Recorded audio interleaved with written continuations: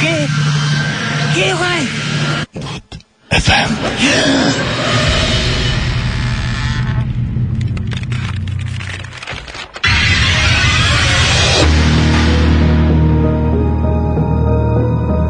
That's right, ফিরলাম আবারও সাথে নিয়ে ভূত এফএম এবং ঘড়িতে সময় এক্স্যাক্টলি 11:59। আর বুঝতেই পারছেন বছরের একদম ফার্স্ট শোতে আমরা আছি, ফার্স্ট ভূত এফএম। সুতরাং সেই জন্যই সবাইকে বছরের শুরুতে জানাচ্ছি অনেক অনেক শুভেচ্ছা ভূত এফএম এর পক্ষ থেকে। এবং যারা রেগুলার আমাদের সঙ্গে থাকেন এবং এত রাত পর্যন্ত আমাদের সঙ্গে থেকে তাদের এক্সপেরিয়েন্স শেয়ার করেন, তাদের সবাইকে জানাচ্ছি অনেক অনেক অনেক অনেক অনেক অনেক শুভেচ্ছা। আর সেই সাথে আরেকটা খবর জানিয়ে দিই, সেটি হচ্ছে যে আজকে নিশ্চয়ই তারিখটা আপনাদের সবার মনে আছে। আজকে 7 তারিখ এই মুহূর্তে নাই, লাকি 7 চলে গেছে, তারপরে এসছে 8, আজকে 8 তারিখ জানুয়ারি মাসের।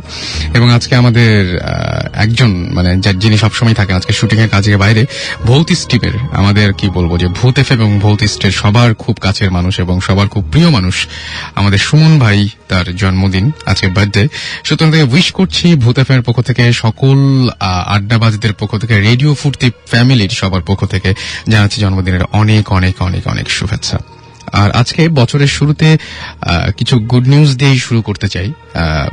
আমরা তো মূল ঘটনায় ঢুকবই, তার আগে জানাই যে স্ট্রিমিং করে শুধুমাত্র বাংলাদেশেই নয়, বাংলাদেশের বাইরেও বিভিন্ন জায়গায় বিভিন্ন মানুষ মানে বিভিন্ন বাঙালি আমাদের অনুষ্ঠান শুনে থাকেন।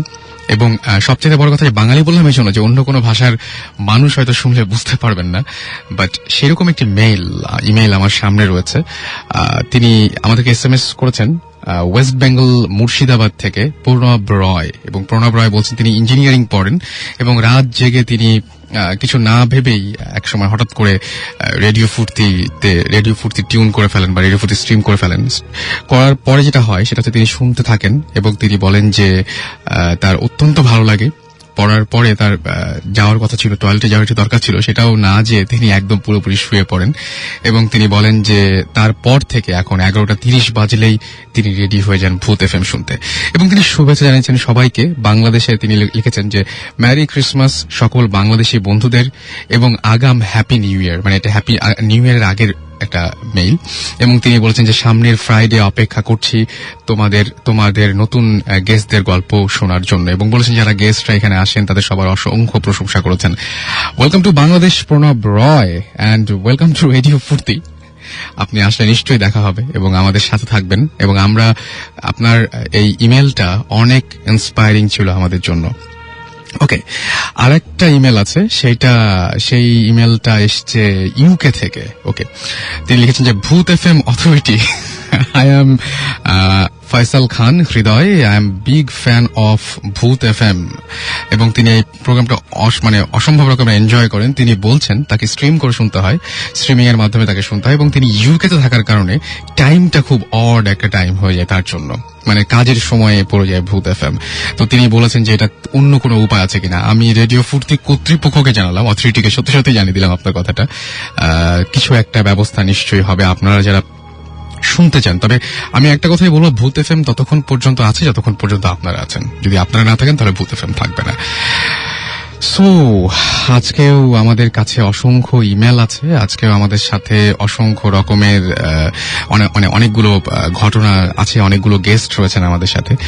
তো প্রথমে যে গেস্টটির কাছে আমি যাব, আমরা সরাসরি গেস্টের কাছে যাই। আর বুঝতেই পারছেন আমাদের সাথে সাউন্ড যে রেগুলার যেরকম থাকেন আজকেও তিনি আছেন, আমাদের সাথেই থাকবেন পুরো শো জুড়ে। আর আমাদের প্রথম যে গেস্ট, সেই গেস্টটির সাথে আমি শুরুতে একটু পরিচয় করে দিই আপনাদেরকে। আসসালামু আলাইকুম, আমার নাম হচ্ছে কাইসার রহমানী। আমি ঢাকা বিশ্ববিদ্যালয়ের নাট্যকলা বিভাগ থেকে অনার্স শেষ করেছি আর বর্তমানে ফ্রিল্যান্স কাজ করছি। ওকে, সো পরিচয় পর্ব তো আমরা পরিচিত হলাম আপনার সাথে এবং আপনি আমাদের ইমেল করেছিলেন। চমৎকার ইমেলের জন্যই আপনাকে আসলে মূলত এখানে ডাকার মূল কারণ যেটা আর কি, আকর্ষণীয় কিছু ঘটনা আপনার জীবনে ঘটেছে। তো আপনি কোনটা দিয়ে শুরু করতে চান আজকে, একদম শুরু করতে চান কোনটা দিয়ে? আসলে ভৌতিক ঘটনা আমার জীবনে বিক্ষিপ্তভাবে মোট 3টা ঘটেছে। ওকে, 3টা ঘটনা শুনবো, তবে তিনটাই তার আগে আমি কয়েকটা এসএমএস পড়ে ফেলি, কারণ ঘটনাগুলো শোনার আগে কিছু এসএমএস পড়া উচিত। যারা এত কষ্ট করে এসএমএস পাঠাচ্ছেন, মুমেন বলেছেন যে আজকে 2 সপ্তাহ পরে তিনি ভূত এফএম শুনছেন এবং তিনি বলছেন আজকেও তিনি আশা করছেন যে সব সময়ের মতো খুব মজা পাবেন কিনা জানি না। আমার মূল কাজটা হচ্ছে ভয় মিশ্রিত মজা দেয়া, সেটা পেলে খুব খুশি হব। থান্ডার বয় লিখেছেন যে আমার ফার্স্ট সেমিস্টার এক্সাম চলছে, বাট ভূত এফএম না শুনে থাকতে পারছি না। ভূত এফএম কি আমাকে পাগল করলো? সর্বনাশ, আমি চাই না যে কোনো সাইকিয়াট্রিস্ট বা কোনো সাইকোলজিস্টের আমাদের এই অনুষ্ঠানের কারণে অনেক বেশি রকমের পসার বেড়ে যাক, আমি সেটা চাই না। সো সেটা কোনো কারণ না, আমার মনে হয় যে আপনার ভালো লাগছে সেই জন্যই। আসলে ওই যে বলে না যে আমি এত বেশি ভালো লাগে যে আমি পাগলের মতো শুনি, এরকম টাইপের কিছু এটা করতে পারে। মুনেম লিখেছেন যে, আচ্ছা মুনেমের একটা এসএমএস আমি পড়েছি। তৌফিক লিখেছেন যে আমি অভাগা, আমার এসএমএস পড়তে সমস্যা কি আমি ঠিক বুঝতে পারছি না, তবে যদি এই আপনার এসএমএস মানে ভূত এফএম যদি আপনার এসএমএস না পড়া হয় তাহলে বুঝবেন সমস্যাটার নাম হচ্ছে একদমই ডেফিনেটলি ভৌতিক সমস্যা, এটা আমাদের কারো সমস্যা না। তুরান লিখেছেন যে 2011 শুরুতে মনটা খারাপ হয়ে গেল যখন রাত 12টার সময় ভূত এফএম প্লে করা হলো না। ওকে, মনে একইভাবে 31 তিনি ওয়েট করেছিলেন। আসলে আমরা চাইছিলাম যে ওই দিন সবাই একটু কেমন একটু পার্টি মুডে, একটু মজা, মানে নিউ ইয়ার আসছে এরকম একটা মুডে থাকেন, তো সেই সময় খামোখা ভয় পাইয়ে দিয়ে কি লাভ। তবে আমি ভাবিনি যে আপনারা এত মিস করবেন, আমি কিন্তু খুব মিস করেছি। সো এখন আমরা চলে যাই আমাদের অতিথির কাছে, যিনি আমাদের তার জীবনের ঘটনা বলবেন। ঘটনাটি আমার গ্রামের বাড়ি হচ্ছে চাঁপাইনবাবগঞ্জ জেলার রহনপুর গ্রামে। আচ্ছা, আমি তখন তার মানে আপনি পড়াশোনার কারণে ঢাকায় আছেন? হ্যাঁ, আমি পড়াশোনার কারণে ঢাকায় আছি। ঢাকায় আসার পরও আমার একটা ঘটনা ঘটেছে, আমি সেটা পরে বলছি। প্রথম ঘটনাটা বলি, যেটা বিক্ষিপ্তভাবে ঘটেছিল আমার সাথে। আমি তখন ক্লাস 5-এর ছাত্র এবং আমার একটা অভ্যাস ছিল যে আমি মানে রাত্রের একটা নির্দিষ্ট সময় আমি আমার ফুফাতো ভাইয়ের সাথে ঘুমাতাম। একসাথে আমি আমার ফুফাতো ভাই তুহিন একসাথে ঘুমাতাম, তুহিন ভাই।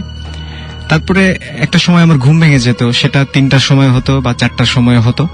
ঘুম ভেঙে গেলে আমি আবার আম্মা আব্বার কাছে গিয়ে ঘুমাতাম এবং এটা আমার একটা অভ্যাসে পরিণত হয়েছিল এবং বুঝতে পারতাম যে আমার আব্বা আম্মাও বিষয়টা খুব এনজয় করতো, তাদেরও ভালো লাগতো যে ছেলে শুচ্ছে আমাদের সাথে। রাইট। তো একদিন আমি এরকম আমার ঘুম 3টা-4টার দিকে, টাইম নির্দিষ্ট করে বলতে পারবো না, 3টা-4টার মধ্যেই হবে।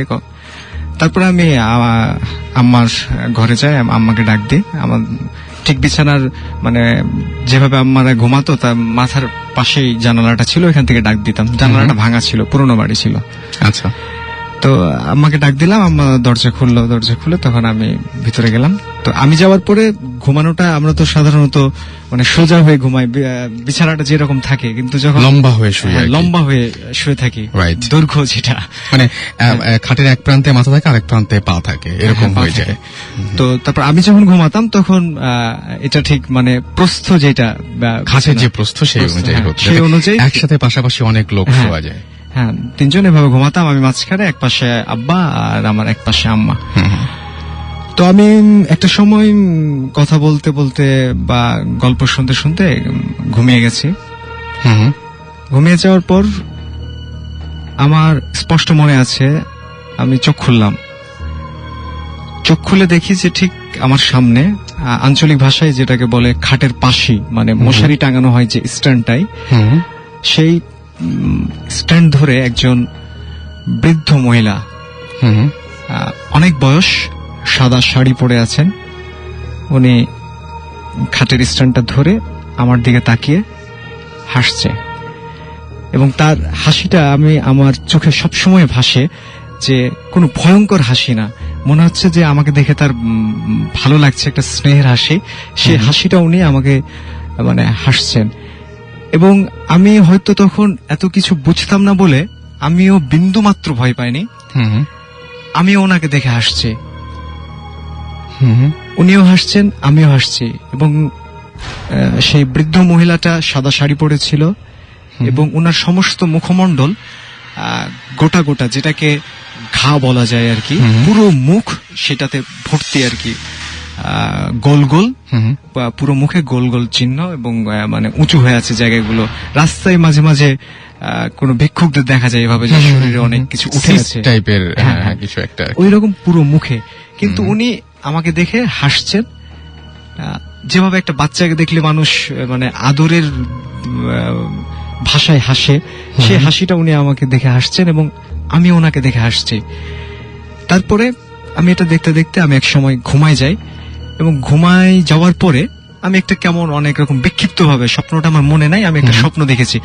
তো আমি এই কারণে কনফিডেন্ট যে আমি দেখেছি, এখন সেটা আমার দৃষ্টিভ্রম কিনা বা আমি সেই মানে সেই বিশ্লেষণে যাচ্ছি না, সেই প্রশ্নই আসছে না, কিন্তু আমি দেখেছি এবং দেখে আপনি ভয় পাননি, রাইট? এবং দেখে আমি ভয় পাইনি, আমার ভালো লেগেছে।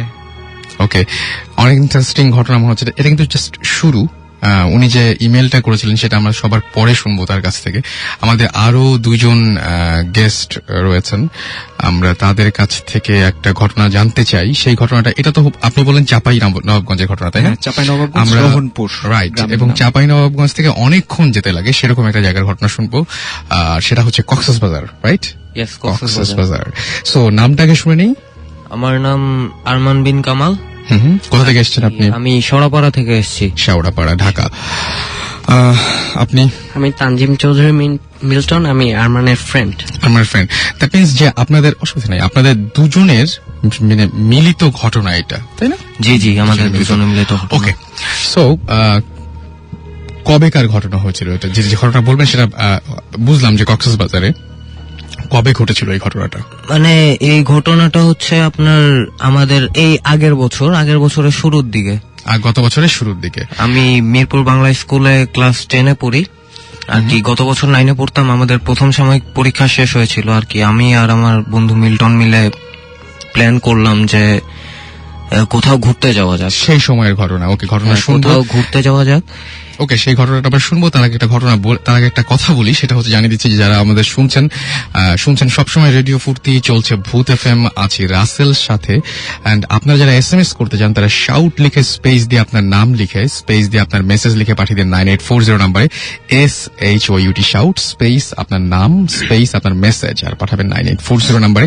এবং যারা আমাদের ইমেল করতে চান তারা ইমেল করতে পারেন ভূত FM, which is BHOOT ভূত FM @radiofurti.fm এই অ্যাড্রেসে আপনারা ইচ্ছা করলে ইমেল করে আপনাদের ঘটনা বিস্তারিতভাবে আমাদের জানাতে পারেন। ওকে, সো আমরা আবারও আরমানের কাছে চলে যাচ্ছি। আরমান যে ঘটনাটা বলছিলেন। আচ্ছা, তারপর আমরা প্রথম সাময়িক পরীক্ষা শেষ হলো, মানে গ্রীষ্মের ছুটি দিয়েছে। এখন আমরা চিন্তা করলাম কোথা থেকে ঘুরে আসা যাক। এখন মিল্টন সাজেস্ট করলো যে চল কক্সবাজার যাই। আচ্ছা, আমি বললাম ওকে ডান, কক্সবাজার। তারপরে একদিন আর কি দিনক্ষণ দেখে বাসে চড়ে বসলাম আর কি। তারপর গেলাম কক্সবাজার আর কি। 2 দিন থাকার প্ল্যান আমাদের। 2 দিন থাকার প্ল্যান।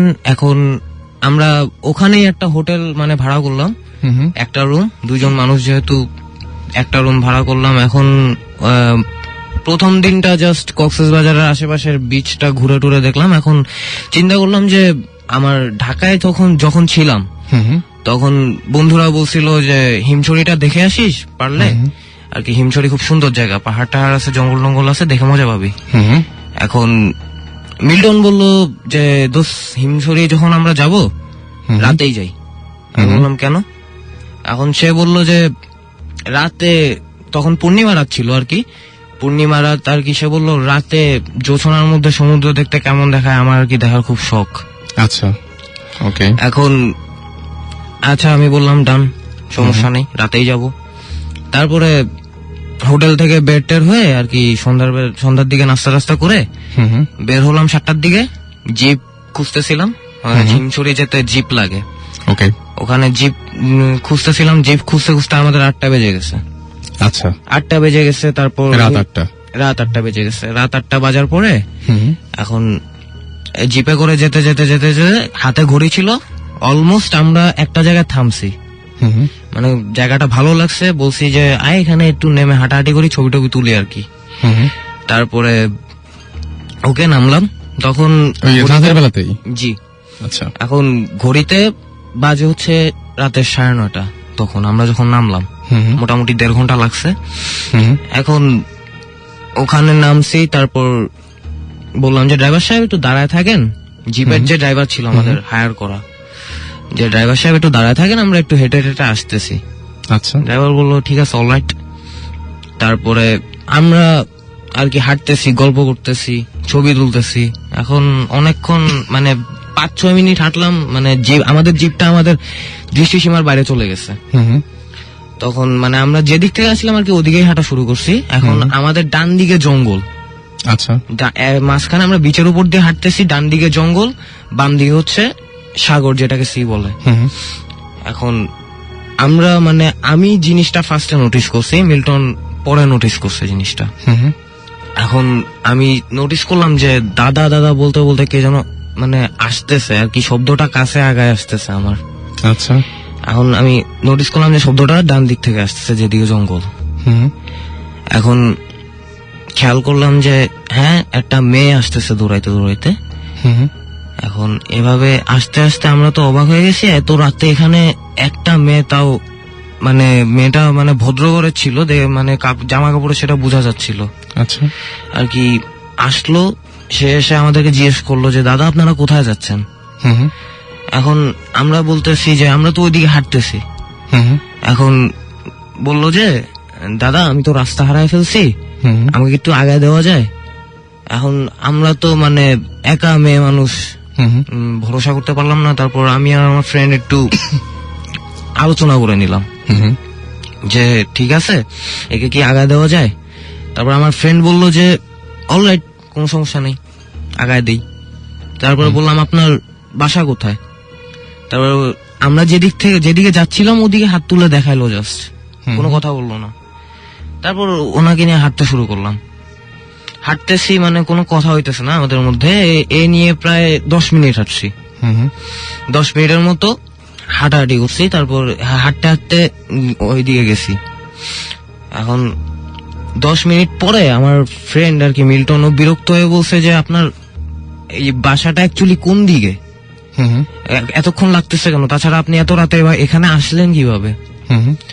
তারপরে মেয়েটা বললো যে দাদা আমি তো বের হয়েছি, রাস্তা তো আর খুঁজেই পাচ্ছি না। মানে তখন মানে আমি মেয়েটা এমন ভাবে বলছে, আমি একটু ভয় পাইছি, ও একটু ভয় পাইছে। এখন দুজনের দিকে তাকাইলাম, মানে একটু ভয় পাইছি দুজনই, মানে দুজনকে বলার চেষ্টা করতেছি চোখ দিয়ে যে ভয় পাইছি আমরা। এখন চিন্তা করলাম যে ঠিক আছে, অলরাইট, কথা না বলি, যেখানে যেতে চাই দিয়ে আসি। ওকে। তারপর হাঁটতেছি, আরো কিছুক্ষণ হাঁটলাম। এখন দেখি পিছনে একটা হেডলাইট, মানে অ্যাকচুয়ালি আমাদেরই জিপের হেডলাইট আর কি। আমরা নোটিস করছি একটু পরে যে এটা আসলে আমাদের হেডলাইটটা দেখে খেয়াল করছি যে হ্যাঁ গাড়ি আসছে, গাড়িটা দিয়ে এখন ধীরে সুস্থে যাওয়া যাবে, যেখানে উনি নামতে চান নামায় দিয়ে যাবে। এখন দেখলাম গাড়িটা আমাদেরই। এখন ড্রাইভার বললো আপনারা এত দূর আসলেন কিভাবে। সে অবাক হয়ে গেছে একদম, এত দূর আসলেনই বা কিভাবে। আমরা বললাম কত দূর আসছি, আমরা তো 20 মিনিটের বেশি হাঁটি নাই। এখন ড্রাইভার বললো আপনারা 20 মিনিটে 3 মাইল রাস্তা পাড়ি দিচ্ছেন জানেন। আচ্ছা। আমরা তো 3 মাইল রাস্তা, 3 মাইল রাস্তা 20 মিনিটে, যা পুরাপুরি না দৌড়াইলে অসম্ভব। না দৌড়াইলে যেটা অসম্ভব আমরা সেটা হেঁটে সম্ভব করছি। আচ্ছা। হ্যাঁ, এখন ড্রাইভার মানে আমরা মেয়েটার দিকে নজর দিলাম। এখন জাস্ট আমি দেখলাম যে আমার বন্ধুও দেখলো, ভ্যানিশ, মেয়েটা নাই। মানে যখন গাড়ি আসছিল তখনও দেখেছিলেন? যখন হেডলাইট, তখনও আমরা হেডলাইটের দিকে তাকায় ছিলাম, মানে মেয়েটার দিকে একবার তাকাইছিলাম, তখনও ছিল, মেয়েটার গায়ে হেডলাইটের আলো পড়তেছিল। আচ্ছা। এখন মানে জাস্ট আমি যখন তাকাইলাম মেয়েটার দিকে, তারপর জাস্ট ভ্যানিশ, মানে সে তার চিহ্নই নেই। মানে জায়গাটা, এরিয়াটা যথেষ্ট বড়, দৌড়া যাইতে যাইতে মানে অনেক সময় লাগবে, কোথাও লুকাইতে হইলেও অনেক সময় লাগবে। ফাঁকা জায়গা, একদম ফাঁকা জায়গা, একদম ফাঁকা জায়গা, নির্জন জায়গা, মানে এটা সম্ভবই না। সম্ভব না। ড্রাইভার কি বলেছে? ড্রাইভার তো হেডলাইটের, আমি বললাম যে আপনি কি কিছু দেখছেন, যে ড্রাইভার বললো না তো, আপনারা দুইজনই, তাছাড়া আপনারা এত দূর আসলেন কিভাবে এটা আমাকে বলেন। ড্রাইভার নিজেও অবাক হয়ে গেছে। আমি একটু আপনার বন্ধুর সাথে একটু কথা বলি না, মানে ও যেটা বললো বা যে অবস্থাটা এতক্ষণ ধরে ও বললো, ঠিক ওই রকমই একটা মেয়েকে কি আপনি নিজেও দেখেছিলেন? হ্যাঁ, আমি ওর সাথেই ছিলাম, দেখছি আমি পুরোটা। পুরোটা? মেয়েটা যখন কথা বলছে তখন ওর আওয়াজটা কর্কশ, মানে যখন কথা বলছে লাস্টের দিকে তখন ওর আওয়াজটা কর্কশ ভাষায় ছিল। কর্কশ মানে কি একটু একটু রেগে কথা বলছিল হ্যাঁ, এরকম রেগে। কিছু? হ্যাঁ, মানে আওয়াজটা চেঞ্জ হয়ে গেছিল। আচ্ছা, তো আপনার তখন আপনাদের কোনো সন্দেহ হয়নি যে আসলে তখনও ব্যাপারটা? কোনো সন্দেহ হয়নি। সন্দেহ হয়নি এবং যখন ড্রাইভার আসছিল বা লাইটটা পড়ছিল সেটা আপনিও দেখেছেন যে মেয়েটা গায়ের উপরে লাইটটা পড়ছে এবং জায়গাটা যথেষ্ট ফাঁকা ছিল, সেখানে হুট করে কোথাও চলে যাওয়ার কোনো অপশন নাই। হ্যাঁ। ওকে, সো এরকম ঘটনা কি ওই জায়গায় আরো আছে বা এরকম কোনো কিছু শুনেছেন আপনারা পরে ড্রাইভার সাথে শেয়ার না না, করেছিলেন? ড্রাইভারের সাথে আমি জিজ্ঞেস করলাম যে ড্রাইভার সাহেব এরকম এরকম আমরা তো দেখলাম। হুম, এখন ড্রাইভার বলতেছে গাড়িতে ওঠেন, সব বলতেছি। আচ্ছা, আসলে ড্রাইভার ওখানকার স্থানীয় লোক, আর কি তার বাড়ি কক্সবাজার। কক্সবাজার তার বাড়ি। এখন সে বললো এটা তো নিশির ডাক। আচ্ছা, মানে আমি জিজ্ঞেস করলাম হোয়াট ডাজ ইট মিন, মানে নিশির ডাকটা কি? এখন ও বললো যে মানে ভূত প্রেত আর কি। না, নিষিদ্ধ একটা মনে হয় অনেকে বোঝে না, সেটা নিষিদ্ধ কি থাক। এবং মানে আমি যেটা বলছি যে এইটা কি এই জায়গায় এই ঘটনাটা কি ঘটে নাকি, মানে যে জায়গাটাতে আপনারা গিয়েছিলেন বা হিমছড়ি বা কক্সবাজারের মধ্যে যে রাস্তাটা অসম্ভব সুন্দর, আমার মনে হয় যে মানে ওয়ার্ল্ডের মধ্যে খুব ভালো একটা সুন্দর একটা জায়গা, যে জায়গাটা একপাশে পাহাড় একপাশে সমুদ্র, যতবার যাই আমরা এবং দেখা যায় যে ওই রাস্তা ধরে অনেকে ইনানি যেতে হয়, ইনানি পর্যন্ত অনেকে চলে যান হিমছড়ি ছাড়িয়েও। চমৎকার একটা রাস্তা, চমৎকার একটা জায়গা। সুতরাং আমি বলতে চাচ্ছি যে এই রাস্তায় এরকম ঘটনা কি এর আগেও কেউ না, ফেস করেছে? ড্রাইভারকে জিজ্ঞেস করলাম যে ড্রাইভার বলতে পারলো না, এরকম বলতে পারে না, কোনো বাট ঘটনা আমি জানি বলতে যে পারলো না। কক্সবাজার থেকে এখন অনেকেই আমাদের শুনছেন এবং আপনারা যদি সত্যি, আমরা ফয়েজ লেকের কিন্তু কিছু ঘটনা পেয়েছি, সেটা আমরা শেয়ার করবো আস্তে আস্তে। সো যদি এরকম ঘটনা আপনাদের কাছে থাকে তাহলে অবশ্যই আমাদের SMS করে জানান, লিখে ফেলুন SHYUT শাউট স্পেস আপনার নাম স্পেস আপনার মেসেজ পাঠিয়ে দেন 9840 নাম্বারে। অ্যান্ড যারা ইমেল করতে চান বা আমাদের সাথে স্টুডিওতে আসতে চান তারা ভূত FM, which is BHOOTFM@radiofurti.fm A email করতে পারেন এবং ইমেলের সাথে অবশ্যই আপনি আপনার নিজের অ্যাড্রেস এবং ফোন নাম্বার এই দুটো জানাতে ভুলবেন না, এবং আপনি আসতে চান নাকি আপনি চান যে আপনারটা পড়া হোক সেটাও ইমেলে উল্লেখ করে দেবেন। ওকে, আর একটা এমন ফোন নাম্বার দিবেন যে ফোন নাম্বারটা সবসময় খোলা থাকে। অলরাইট, সো আমরা একটা ব্রেকে যাই না, একটা ব্রেকে যাই। ইন দ্য মিন টাইম আপনারা আমাদের SMS করতে পারেন, তবে SMS ব্রেকে যাওয়ার আগে বলি যে আসিফ ভাই লিখেছেন আমাদেরকে, ভাইয়া আমার কাছে খুব ভয়ঙ্কর স্টোরি আছে আমার নানুকে নিয়ে, ভয়েস রেকর্ড করা আছে, ইমেল অ্যাড্রেসটা দাও। আচ্ছা, ইমেল অ্যাড্রেসটা দিয়ে দিচ্ছি আমি আরো একবার, bhutfm@radiofurti.fm। আর চন্দনা লিখেছেন যে আমি ভূত FM আগে ভয়ে শুনিনি, বাট আজকে ফার্স্ট তার ভালো লাগলো শুনে, এখন থেকে রোজ রোজ শুনবেন। থ্যাংক ইউ সো মাচ আমাদের সঙ্গে থাকার জন্য। এছাড়াও আমি দেখতে পাচ্ছি আমাদেরকে অসংখ্য SMS পাঠিয়েছেন আপনারা। পূর্ণ আমাদের SMS করেছেন এবং পূর্ণ SMS করেছেন, আমাদের SMS করেছেন শুভ্র, এবং শুভ্র বলেছেন যে ভূত আমার সাথে মিট করে না। ওকে, করলে নিশ্চয়ই ভালো হয় না। আচ্ছা, আমি দোয়া করি যে আপনার সাথে যেন এরকম কোনো ঘটনা ঘটে, তবে ঘটলে বুঝতে পারবো, কারণ আমার সাথে লাভ আছে, আপনার সাথে ঘটলে আমি জানতে পারবো সেটা আপনার কাছ থেকে। সামি সুমন ভাইকে জন্মদিনের শুভেচ্ছা জানিয়েছেন। খুশি তিনি আমাদেরকে নতুন বছরের শুভেচ্ছা জানিয়েছেন। এছাড়াও আমাদের SMS করেছেন আফরিন, SMS করেছেন আমাদেরকে নাম না জানা, মানে নাম ছাড়াই অনেকে। এছাড়াও আমাদের SMS করেছেন আচ্ছা সুজানা SMS করেছেন, আমাদের SMS করেছেন ডালাস, SMS করেছেন আনাফি, আলিম, বিজন, সাকিব। এছাড়াও আমাদের SMS করেছেন নিঝুম, সবুজ, ইমরান, রিমা, দীপু সহ আরো অনেকে। স্টে টিউন টু রেডিও ফুর্তি, ফিরে আসছে একটু পরে, এবং যেহেতু আজকে সুমন ভাইয়ের জন্মদিন, সুতরাং আমি বলবো যে আমরা আরো একবার happy birthday to you Suman ভাই, অ্যান্ড আপনার জন্যই আমার মনে হয় যে আজকে সব চাওয়াই আপনার পূর্ণ হোক। On that note, coming up next is চাইতেই পারো বাই অর্থহীন।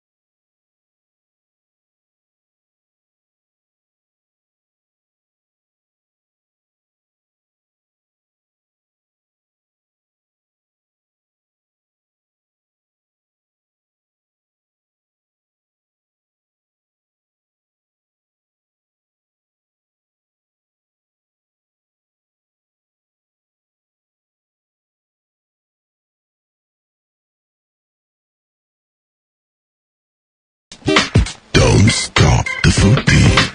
Radio Footy 88.0 FM.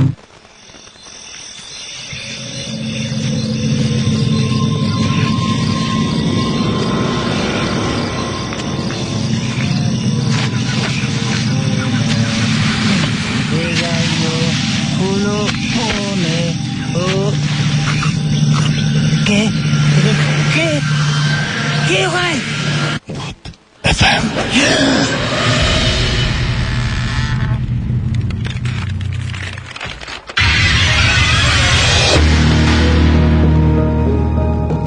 That's right, শুনছেন সবসময় রেডিও ফুর্তি, চলছে ভূত এফএম, সাথে আছি রাসেল এবং পাচ্ছি আপনাদের অসংখ্য এসএমএস। এখনো দেখতে পাচ্ছি যে আপনারা একের পর এক এসএমএস করে আমাদের সাথে আছেন এবং আপনাদের এক্সপিরিয়েন্স গুলো জানিয়ে দিচ্ছেন। আমাদের শিহাব এসএমএস করেছেন এবং তিনি বলেছেন যে ভূত এফএম কি আমাকে ভয় পাওয়ানোর জন্য নাকি, আচ্ছা ভূত এফএম কে আমাকে ভয় পাওয়ানোর জন্য নাকি আমাকে টয়লেটে যেতে বাধা দেবার জন্য? না, আমাদের এরকম কোনো ইন্টেনশন নাই একেবারেই। আমরা চেয়েছি যে আপনাদের ভালো লাগুক, আর ভয় পেতেও আসলে ভালো লাগে, এরকম কিছু একটা। অমিত আমাদের বরিশাল থেকে এসএমএস করেছেন, তুষার এসএমএস করেছেন এবং তুষার তিনি বলছেন যে আচ্ছা রূপা আজ প্রথম ভূত এফএম শুনছে। ওকে, ওয়েলকাম টু মাই শো রূপা। এবং আব্দুল্লাহ লিখেছেন যে ভাইয়া ভূত এফএম আমার খুব ভয় করে। ওকে, এছাড়া আমাদের এসএমএস করছেন রিপন, ইমু, সুজা, ফাহিমা সিলেট থেকে এসএমএস করেছেন আমাদেরকে। এছাড়া আরো অনেক অনেক অনেক অনেক এসএমএস দেখতে পাচ্ছি। আচ্ছা, আমি একটা ঘটনা আপনাদের সামনে মানে আমি জাস্ট একটু পড়ে শোনাতে চাই। 2 বছর আগের ঘটনা। একজন আমাদের ইমেল করেছেন, তার নামটা তিনি এখানে আমি দেখতে পাচ্ছি না, তার নামটা এখানে আমি বুঝতে পারছি না তিনি নাম। আচ্ছা, আই এম শঙ্কর হচ্ছে হাসনাবাদ থেকে তিনি জানিয়েছেন এই ঘটনাটা। একবার এক ফ্রেন্ড মুখর খুব সিক হয়, সে ঢাকাতে আমার সাথে তারা একটা মেসেজ শেয়ার করে থাকতেন, কিন্তু ওর বাবা মারা যাওয়াতে গ্রামের বাড়িতে চলে যায়। কিন্তু কিছুদিন পর শুনলেন যে ও নাকি অনেক অসুস্থ। সো তিনি তাকে যেটা করেন সেটা হচ্ছে যে তাকে দেখতে যাবেন বলে ঠিক করলেন। তো তিনি বলেন যে আমার বন্ধু মুখরের বাড়িতে আগে কখনো যায়নি, ওদের বাসা ছিল ভৈরব বাজারে। তো ট্রেন দিয়ে গেলাম, যেতে যেতে সন্ধ্যা হয়ে গেল। স্টেশন থেকে নেমে রিক্সা নিলাম। মুখর আমাকে অনেক আগেই বলেছিল যে ভৈরব স্টেশনে নেমে যে কোনো রিক্সাওয়ালাকে তার বাবার নাম বললে পৌঁছে দেবে। আমি যখন ড্রাইভারকে তার বাবার নাম বললাম তখন সে বলছিল সে চেনে, বাট কিছু দূর যাবার পর সে বলল, ভাই আমি আসলে আনোয়ার মেম্বারের বাড়ি চিনি না, কাউরে বললে চিনায়া দিব। আমার তখন প্রচন্ড মেজাজ খারাপ হলো, তার সাথে তখন তর্ক শুরু হয়ে গেল। বাট যেটা হলো সেটা হচ্ছে সঙ্গে সঙ্গে একজন বৃদ্ধ লোকে তিনি দেখা পেলেন এবং সেই বৃদ্ধ লোকটি তার কাছে এসে বলেন যে আনোয়ার মেম্বারের বাড়ি যাবেন তাই না, চলেন আপনারা নিয়ে যাই। আমি ভয় পেলাম, বাট কোনো ওয়ে ছিল না, অর্থাৎ তিনি ভয় পেলেন কিন্তু কোনো ওয়ে ছিল না। আচ্ছা, তার মতো করে বরং ইমেলটা পড়ি আমি। সো আমাকে তার সাথে যেতে হলো।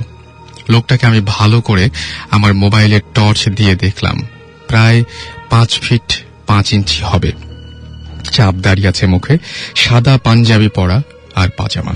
তিনি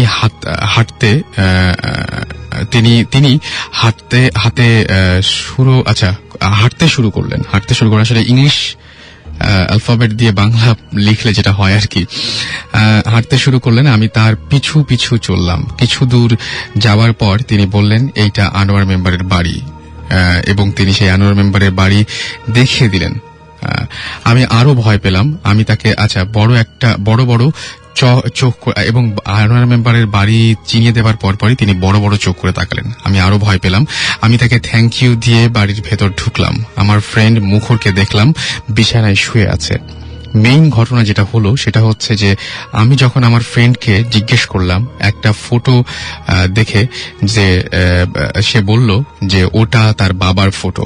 বাট ভয়ের ব্যাপার হলো ফটোটা ছিল, বাকিটুকু আমি বলি, যে মানে মুখরের বাসায় আসার পর যখন দেখে যে মুখর শুয়ে আছে এবং তার সেই বন্ধু মানে যিনি আমাকে ইমেলটি করেছেন তিনি জিজ্ঞেস করলেন একটা ফটো দেখে যে এই ফটোটি কার। তো বলল সেটা তার বাবার, এবং যার মৃত্যু সংবাদ শুনে তার বন্ধু এবং তার বন্ধু তার বাবার মৃত্যুর কারণে অসুস্থর কারণেই সে এখানে এসেছিল, সেই বন্ধুটি অর্থাৎ মুখর তাকে জানালো এটা তার বাবা যিনি মারা গিয়েছেন। এবং মানে আনফরচুনেটলি যিনি ওই ড্রাইভারটা যাকে তাকে ছেড়ে এসেছিল এবং তারপর থেকে যেই লোকটা অতদূর থেকে এই পর্যন্ত বাড়ি চিনিয়ে নিয়ে আসলো, ইনি ছিলেন সেই ভদ্রলোক যে কিনা মুখরের বাবা, যে কিনা 2 সপ্তাহ আগে মারা গিয়েছেন।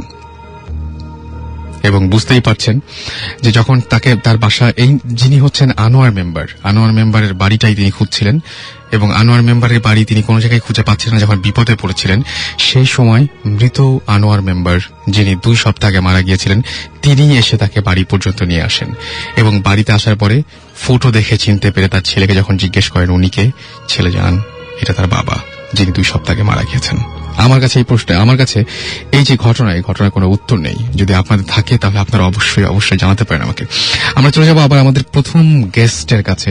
আমার কাছে মনে হয় যে ঘটনাটা যথেষ্ট রকমের মানে নাড়া দেবার মতো। সো আমরা আবার যাব। কেমন লাগলো ঘটনাটা? চমৎকার। ওকে, সো আপনার আরেকটা ঘটনা আছে না? আরো কয়েকটা ঘটনা আছে। ইনফ্যাক্ট আমরা সেকেন্ড ঘটনায় যাই। এই ঘটনাটা হচ্ছে আমাদের যেটা পুরনো বাড়ি থেকে শুরু করি ভাইয়া, শিওর, গল্পটা একটু লম্বা হবে। শিওর, কোনো সমস্যা নাই। আমাদের পুরনো বাড়িটা ছিল মাটির দোতলা, চাঁপাইনবাবগঞ্জ মানে রোহনপুর গ্রামে বরেন্দ্র এলাকায়, কিন্তু মাটির দোতলা বাড়ি।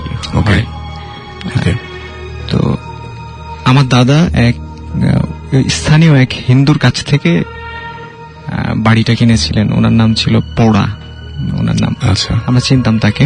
তখন আমি ছোট অনেক, কিন্তু সবকিছু বুঝতে পারি আর মনে রাখতে পারি, এই বয়সটা ছিল তখন।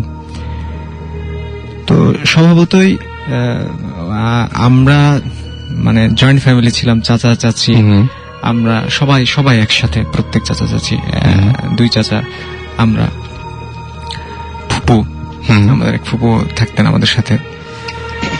তো একটা সময় মানে ওই বাড়িটাই আমার চাচিকে নিয়ে আমরা সবসময় মজা করতাম মানে কি, মানে চাচি এগুলো খুব বিশ্বাস করতো, ভূত প্রেত জিন, মানে প্যারানরমাল যা কিছু তা নিয়ে তার বেশ ভয়ভীতি ছিল আর কি।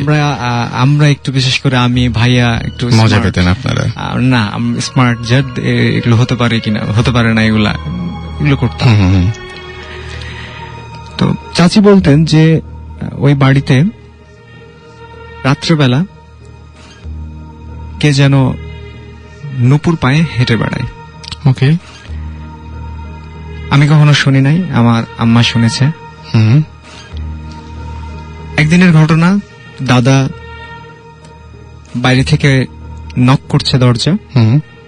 আমার চাচি রাত তখন 10টা-11টা হবে। আর ওই সময় তো আমরা মানে হারিকেন, লণ্ঠন যেটাকে বলে গ্রাম্য ভাষায়, লণ্ঠনের আলোতে পড়াশোনা করতাম। ইলেকট্রিসিটি অনেক সময় থাকতো না, সন্ধ্যাবেলা পড়তে বসতাম ওই হারিকেনের আলোয়। ওই সময়টা ওকে, আমাদের বাড়ির ভিতরে ছিল একটা লম্বা তাল গাছ, আর বাইরে ছিল একটা বট গাছ। ওকে, তো ওই বট গাছ আর তাল গাছ নিয়ে প্রচলিত যে গল্পগুলো হয় যে 1 পা তাল গাছে 1 পা বট গাছে, গল্পগুলো আছে, এগুলো আর বলছি না।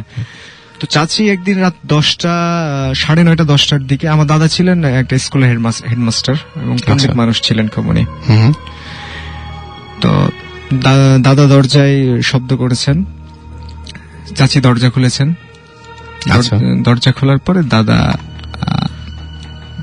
ঘরের মধ্যে ঢুকেছে। চাচি দরজা লাগিয়ে দেখে যে কেউ নাই। আচ্ছা, কিন্তু একজন মানুষকে তিনি বাসার মধ্যে নিজেই ঢুকিয়েছেন এবং চাচি বলছেন আমি মানে দাদার শরীরের যে সুবাস বা গন্ধ, সে গন্ধ উনি পেয়েছেন যেটা দাদার, কিন্তু দেখে যে দাদা নাই। আচ্ছা, কিন্তু দাদা ওনার পাশ দিয়ে গেছে। তো যাই হোক, এই সমস্ত ঘটনা বাড়িটাতে ঘটতো, আমাদের সামনে কখনো ঘটে নাই। আমরা বিভিন্ন কারণে আমরা আমাদের একটা নতুন বাড়ি তৈরি করি, যেটা রহনপুর খড় মোড় জায়গাটার নাম। সেখানে ওইখানে যাওয়ার পর আমার আম্মা প্রায় বলতো, এক সময় আমাদের উপর বলেছে যে এই বাড়ির ছাদটা নাকি ভালো না। আচ্ছা, তো আম্মা আম্মাও একজন শিক্ষিত মানুষ, আমার আম্মা ডিগ্রি পাস, এবং উনি যথেষ্ট নামাজ পড়ে, কুসংস্কারে বিশ্বাস করে না। তো উনি যখন এটা বলে যে ছাদটা ভালো না, তখন আমি বিশেষ করে মানে অবিশ্বাস করতে পারি না। Protest কারণ করতেন আপনি সবসময়। আমার মা কেন এই ধরনের ব্যাপার এই বিশ্বাস ধরনের করবে? কথা বলবে? যদি উনি কিছু না জানতো বা অন্য কিছু ব্যাপার, তাহলে হয়তো মনে হতো যে না, কিন্তু উনি একজন শিক্ষিত মহিলা এবং সবকিছুই জানেন উনি, তারপর কেন বলবে যে ছাত্রা ভালো না? তো বেশ কিছুদিন আগে, প্রায় 1 বছর আগে, এক মহিলা আমাদের একটা রুম ভাড়া নেয় আচ্ছা। ওই বাড়ির। মহিলাটা একটা এনজিওতে চাকরি করতেন, নিম্ন পদে, খুব সহজ সরল ছিল, এবং ওনার 1 বছরের একটা বাচ্চা ছিল, সাথে মেয়ে। আচ্ছা। ওরা দুজন থাকতো একটা রুমে। আমি ছুটিতে ঢাকা থেকে বিভাগের ছুটি ছিল, আমি তখন বাড়ি গেছি। বাড়ি গিয়ে ওনার সাথে পরিচয় হয়েছে, কথা হয়েছে, এবং স্বাভাবিকভাবেই গ্রামের মহিলারা যেরকম মা সুলভ আচরণ করে, সেরকমই বোন একটা কিছু। সুলভ আচরণ করে, ওই রকম ভাবে, যার ফলে অনেক মানে আপন হয়ে গেছিলেন উনি। তো উনি একদিন ছাদে উঠেছিলেন আমাদের। ছাদে ওঠার পর আম্মাকে বুবু বলতেন। আচ্ছা। ছাদে ওঠার পর উনি ছাদে উঠে নামার পরে আম্মাকে বলছে যে, বুবু আমি তো ছাদে উঠেছিলাম, তো আমার কি যেন হলো। আচ্ছা। এতটুকু বলেছে। আম্মাও বলছে কি হবে, সমস্যা নাই, ঠিক আছে, এটা দেখা যাবে। তো আমি ছুটি আমার শেষ হয়ে গেছে, আমি ঢাকায় আসবো। আমি গাড়ি টিকিট করেছি রাত 10টায়, গাড়ি ওইখান থেকে আসে, আমাদের এখান থেকে। তো আমি সন্ধ্যার পরে, মাগরিবের নামাজের পরে চলে আসবো, মানে বাড়িতে যাচ্ছি। বাড়িতে গিয়ে ব্যাগটা নিয়ে খাওয়া দাওয়া করে আম্মার সাথে কথা বলে তারপরে আমি আসবো। এই কারণে তাড়াতাড়ি চলে গেছি সেদিন। তো দরজায় শব্দ করছি, গ্রিল গেটে। তো ভাইয়া আসছে, ভাইয়া ছিল। ভাইয়া এসে বলছে যে তুই একটু পরে আয়।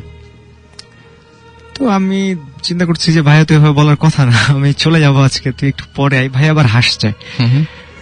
তো আমি বললাম যে না, সমস্যা কি, খোলো। বলছে না, একটু পরে আয় না। আমি বলছি না, খোলো, আমি আজকে চলে যাব না। ভাই খুললাম, আমি ঢুকলাম, দেখলাম যে ওই মহিলা, উনার মুখটা, উনার যে ওড়না, সেই ওড়নায় পুরো মুখটা উনি ঢেকে ফেলেছে, এবং পুরো শরীর, মানুষের শরীরে যদি মানে মরিচ দিয়ে দেওয়া হয়, তারপর যেরকম জ্বলবে, মানুষ যেরকম কচলাবে, পুরো শরীর উনি ওইভাবে কচলাচ্ছেন। আচ্ছা। এবং আমি দেখে বুঝতে পারছি যে মানে মহিলাটা কষ্ট পাচ্ছে। হ্যাঁ, মানে, এবং তার শরীর জ্বলছে। আচ্ছা। এবং মানে সে ক্রমাগত দুর্বল হয়ে পড়ছে। আমি কিন্তু পাশে দাঁড়ানো, আম্মা দাঁড়ানো, ভাইয়া দাঁড়ানো, তিনজনই দেখছি যে উনি মেঝেতে বসে কি বলে, নামাজ যেভাবে পড়লে পাটা আমরা যেভাবে বসি আর কি, সেইভাবে উনি বসা, শুধুমাত্র ওড়নাটা, ওনার মুখ, ওড়না দিয়ে মুখটা ঢাকা, ওড়না দিয়ে মুখটা ঢাকা। কষ্ট পাচ্ছে মহিলা। তো আম্মা ওই মহিলাকে বলছেন যে কি নাম তোমার? মানে আমার এ সমস্ত এক্সপেরিয়েন্স আছে আম্মার, কারণ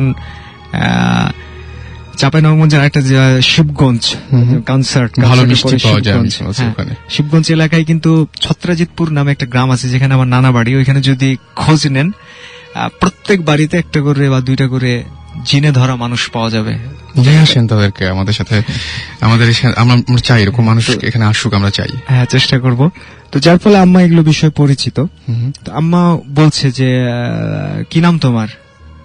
তো মহিলাটা কণ্ঠটা ওইরকম না যে কণ্ঠে সে কথা বলল, অনেক মোটা কণ্ঠ এবং পুরুষালী কণ্ঠ, এবং মানে মানে আসলে এটা বোঝানো যাবে না কণ্ঠটা কিরকম, মানে ওর কণ্ঠ না এটা, এবং কোনো মানুষ রাগ বা ক্রোধেও এরকম কণ্ঠে কথা বলে না, এটা একটা অন্যরকম কণ্ঠ। সে বলছে যে আমার নাম জলন বাবা। জলন বাবা? হ্যাঁ। ওকে। এটা শুনে আবার আমরা হাসতে লাগছি যে এরকম ফানি একটা নাম কেন জ্বলছে, জলন বাবা। তো পুরো শরীর কিন্তু উনি কচলাচ্ছেন, এগুলো কথা চলছে এবং উনি কিন্তু করে যাচ্ছে এই সমস্ত কাজ। তো আম্মা তখন বলছে যে তুমি যে মহিলাটাকে এত কষ্ট দিচ্ছ, ওর তো 1 বছরের বাচ্চা আছে, বাচ্চাটা কিন্তু ওনার পাশেই। বলছে ওনার তো 1 বছরের একটা বাচ্চা আছে, ওর বাচ্চাটার কি হবে, তুমি মহিলাটাকে কষ্ট দিচ্ছ, যাও না কেন? ওই মহিলা বলছেন ওই কণ্ঠে যে মিষ্টি পেলে চলে যাব, মিষ্টি। আচ্ছা। তা আম্মা ভাইয়াকে বলল যে তুই তাড়াতাড়ি মিষ্টি নিয়ে তো। ভাইয়া মিষ্টি আনার জন্য বের হচ্ছে, ওই সময় আবার উনি ডাক দিলেন যে শোন, উনি কিন্তু আপনি করে বলে আমাদেরকে, তখন বলছে শোন, মিষ্টি হাত দিয়ে তুলবি না, চামচ দিয়ে তুলে নিয়ে আসবি। ভাইয়া গেল, ভাইয়া গিয়ে 2টা মিষ্টি নিয়ে আসলো। 2টা মিষ্টি নিয়ে এসে ওর সামনে দিয়েছি। এতক্ষণ পর্যন্ত কিন্তু মহিলা আরো ক্লান্ত হয়ে গেছে এবং পুরো শরীর উনি কচলাচ্ছে, জ্বলছে এবং মানে চিৎকার করছে, কষ্ট পেলে যেভাবে মানুষ চিৎকার করে যন্ত্রণা পেলে।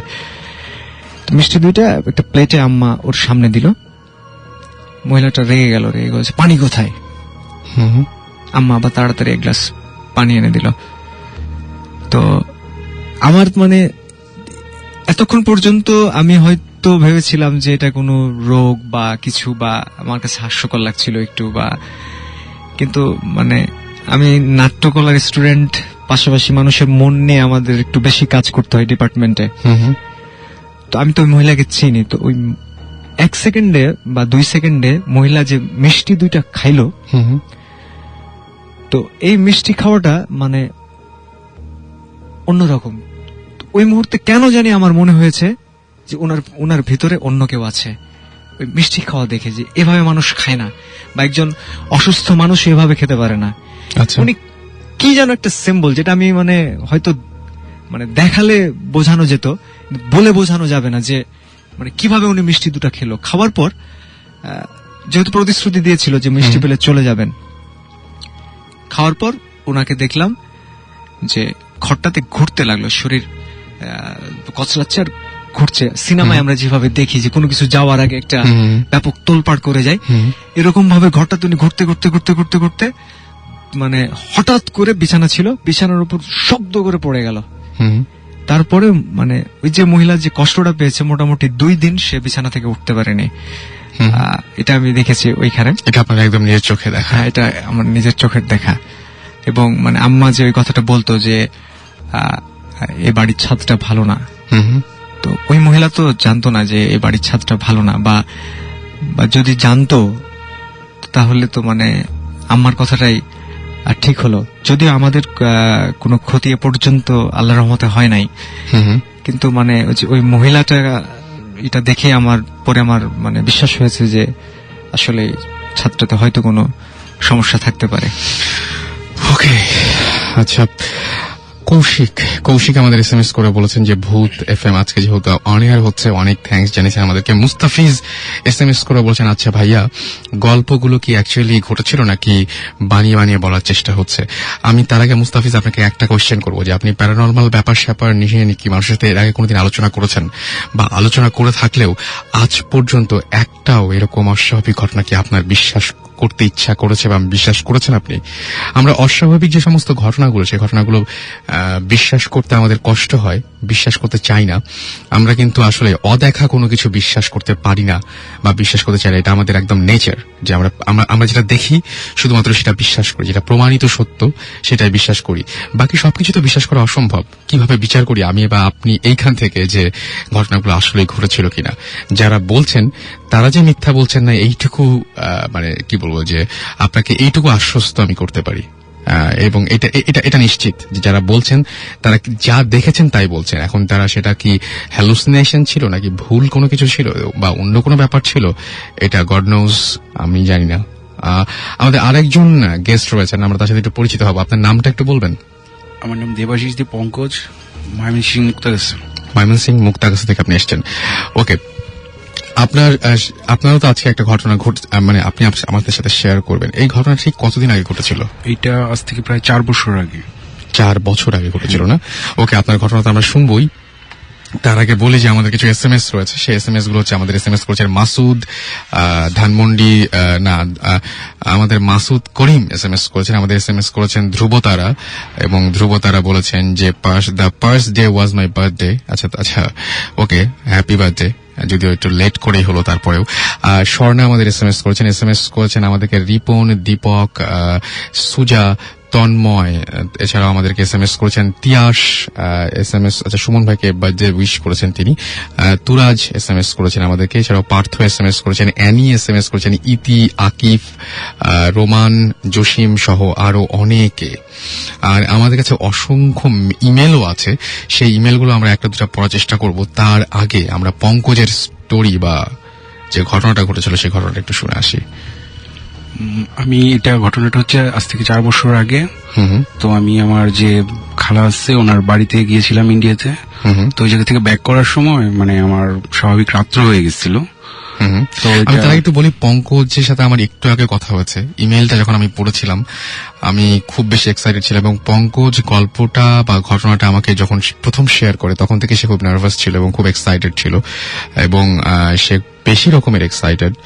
তো আমি বলবো যে একটু মন দিয়ে শুনবেন, তাই না? জিনিসগুলো একটু এলোমেলো হলেও কোনো সমস্যা নেই, আপনি আপনার মতো করে বলুন, কোনো সমস্যা নাই। তো রাত্র হয়ে গেছিল।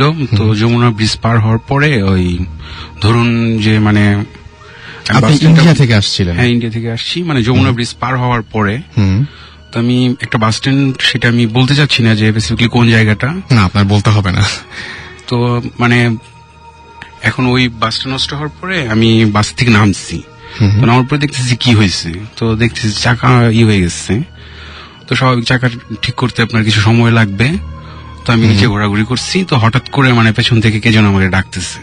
আচ্ছা, মানে টোনটা শোনার পরে মনে হইতেছে যে পরিচিত কেউ। তো আমি পেছন দিকে তাকানোর পরে দেখি যে আমার একটা ফ্রেন্ড।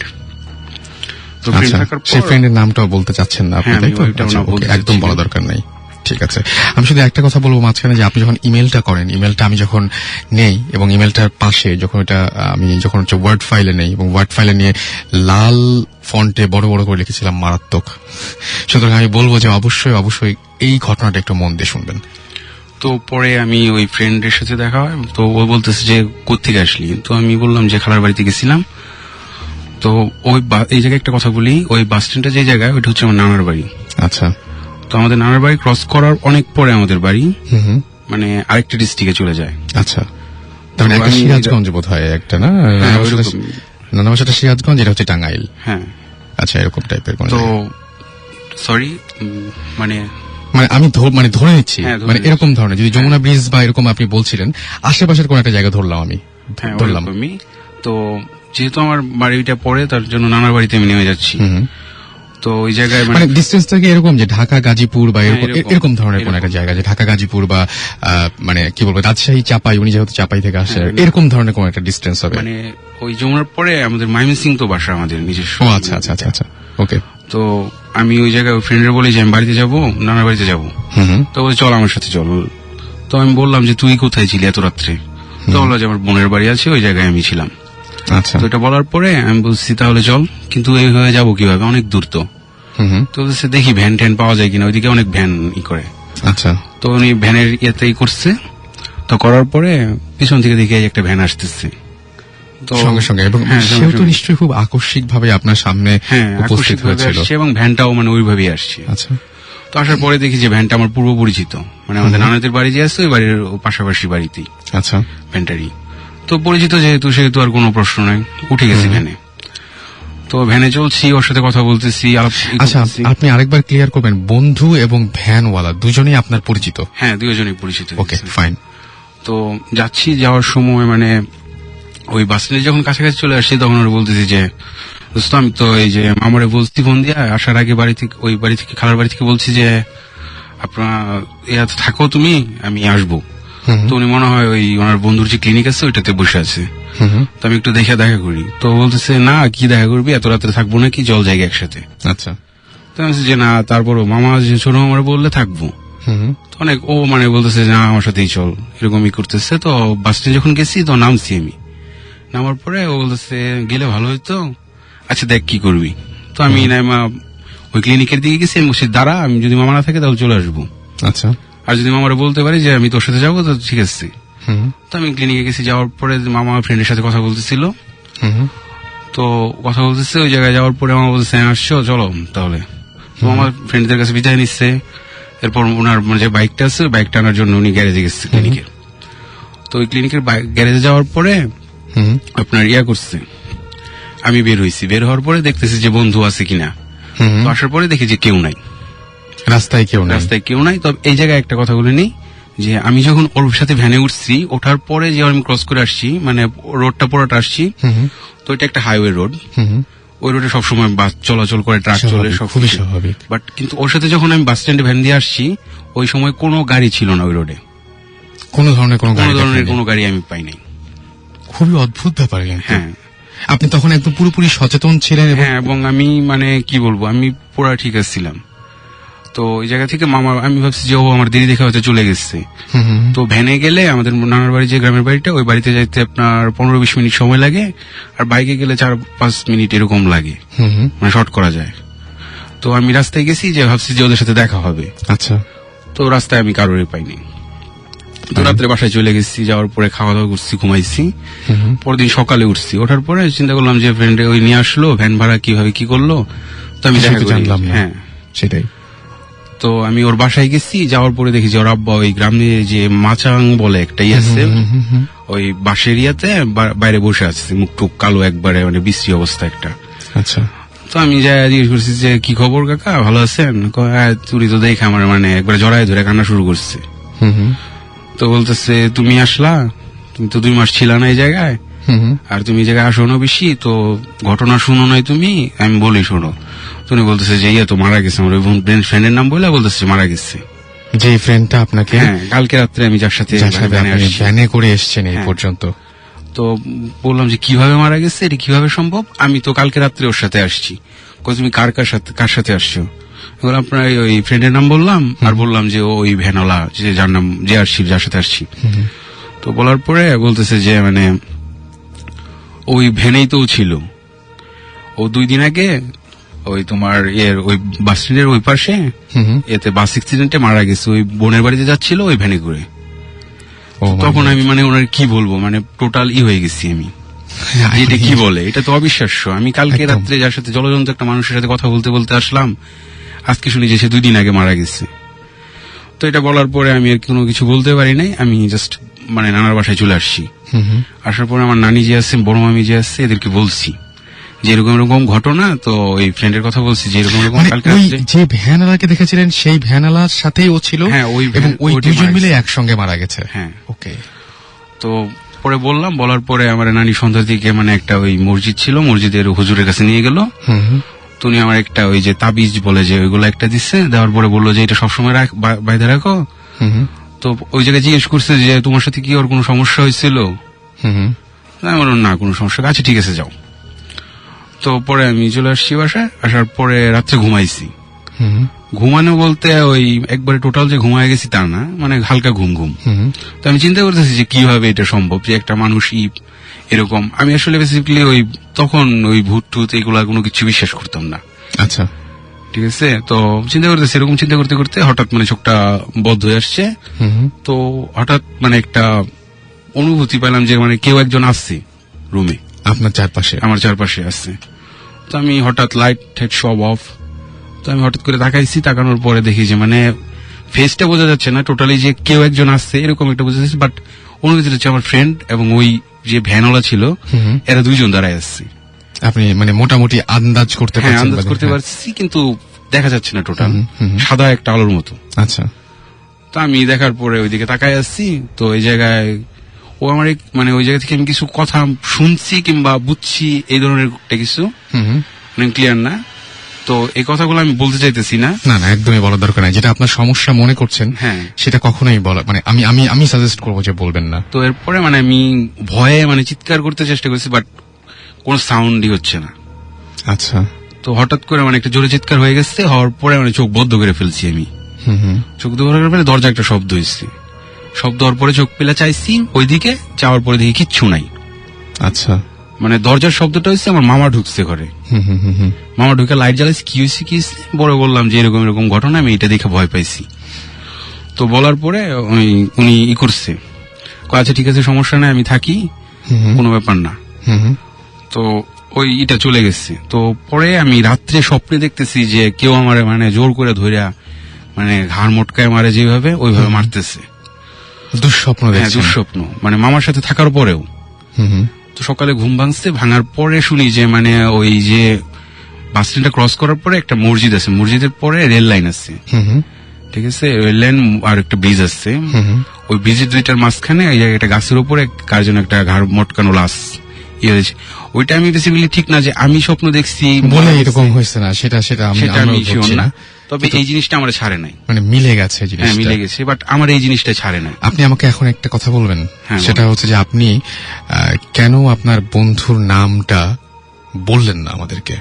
নাম কিন্তু বলতে হবে না। না, নামও বলতে চাচ্ছি না আমি, মানে ওর সাথে ফার্স্ট টাইম হচ্ছে যে আমি হুজুরের একটা কথা বলি নাই, সেটা মেলেও বলি নাই, এখনো বলি নাই, যেটা ঘটেছে মানে একটা কথা আপনি এখন পর্যন্ত চেপে গেছেন একদম পুরোপুরি। হ্যাঁ, ওইটা হচ্ছে যে মানে ওর সাথে আমার একটু সমস্যা হয়েছিল।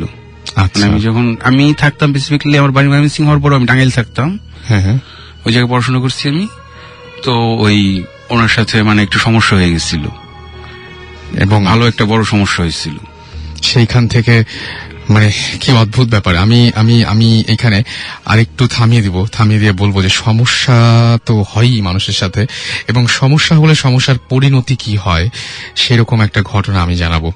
সেটা হচ্ছে যে আমার কাছে একটা ইমেল আছে, ইমেলটি করেছেন হচ্ছে this is DH Masud from Narayanganj. আমি ভূত FM এর একজন নিয়মিত শ্রোতা। কিছুদিন আগে আমার জীবনে একটা ভুতুড়ে ঘটনা উনি উল্লেখ করেছেন। আগে ঘটনা ঘটে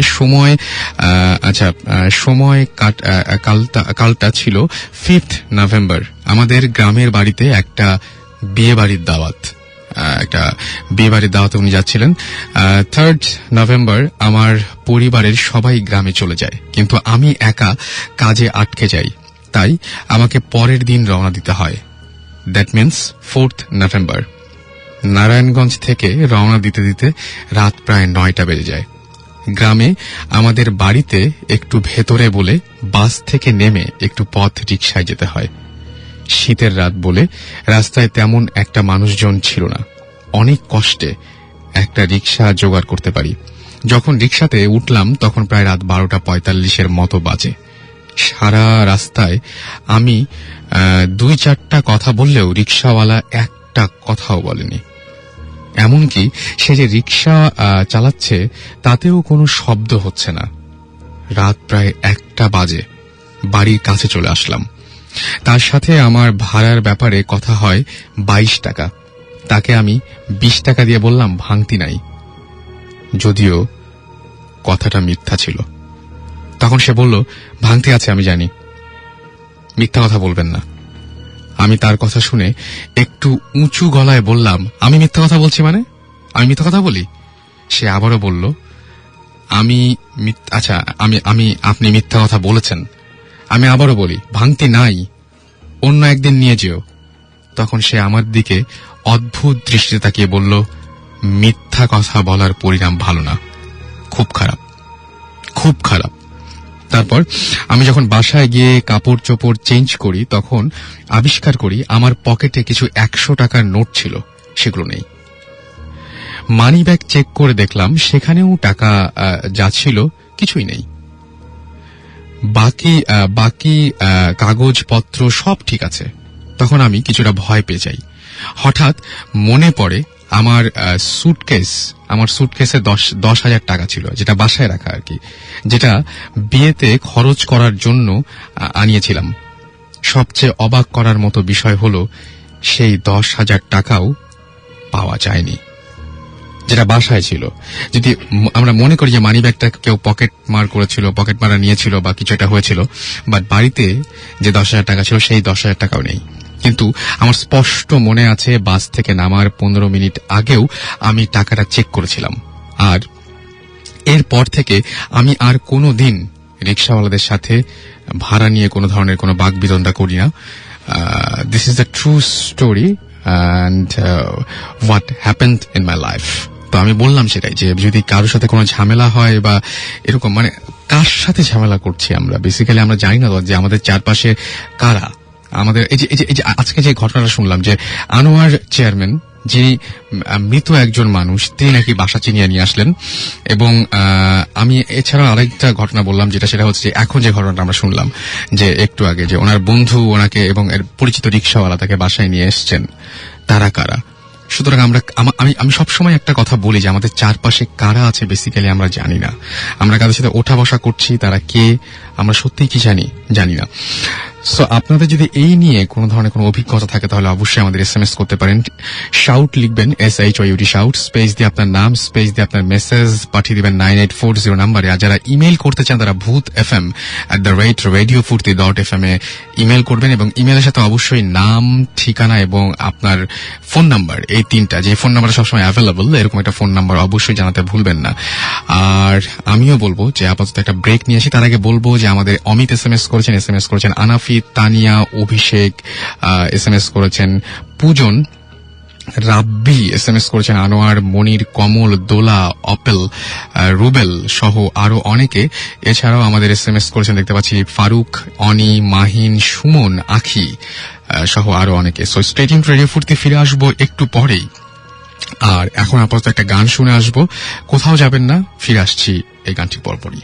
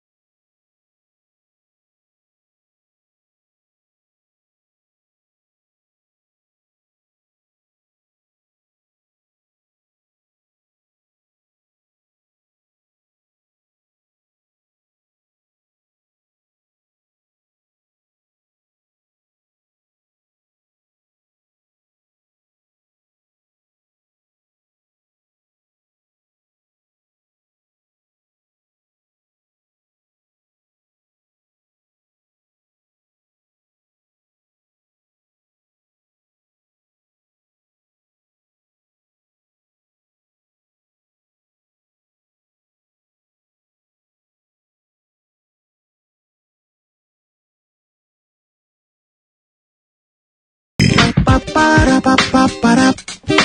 Don't stop the food beat. Radio Futi 88.0 FM.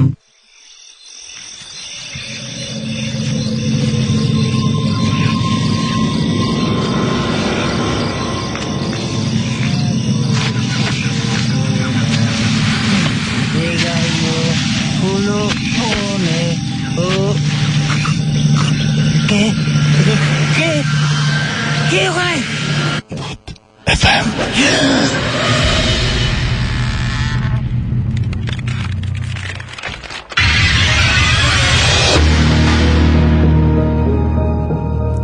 That's right. রাতের বেলায় ভুল করে কেউ কোশ্চেন করবেন না যে কে ওখানে, কারণ এত রাতে আপনার সাথে থাকে একমাত্র রেডিও ফুর্তি এবং ভূত এফএম, এবং সাথে আছে রাসেল। আর চলছে আমাদের সেই যে সমস্ত এই মুহূর্তে গেস্টরা রয়েছেন তাদের অদ্ভুত অদ্ভুত সব ঘটনাগুলো আমরা জানতে পারছি। আপনাদের গত সপ্তাহে আমরা অসংখ্য SMS পেয়েছিলাম একটা বিষয় নিয়ে, সেটা হচ্ছে যে ফয়েজ লেক। সো ফয়েজ লেকে আমি বলেছিলাম যে ফয়েজ লেক থেকে তো আসলে ইনফ্যাক্ট কোনো ঘটনা পাইনি, সো কিভাবে ফয়েজ লেক সম্পর্কে বলবো। তো আজকে আমার কাছে ফয়েজ লেকের বেশ কিছু ঘটনা এরপরে কেউ রেকর্ড করে পাঠিয়েছেন, বাসায় রেকর্ড করে পাঠিয়েছেন, যার জন্য সাউন্ড কোয়ালিটিটা হয়তো একটু মানে কি বলবো যে একটু অন্যরকম হতে পারে, বাট তারপরেও একটু মন দিয়ে শুনলে আমার মনে হয় একদম খারাপ লাগবে না। তো চলুন এরকম একটা ঘটনা শুনে আসি। চিটাগং থেকে ফয়েজ লেকের একটা ঘটনা পাঠিয়েছেন আমাদের একজন লিসনার। চলুন তার কথা শুনে আসি একটু।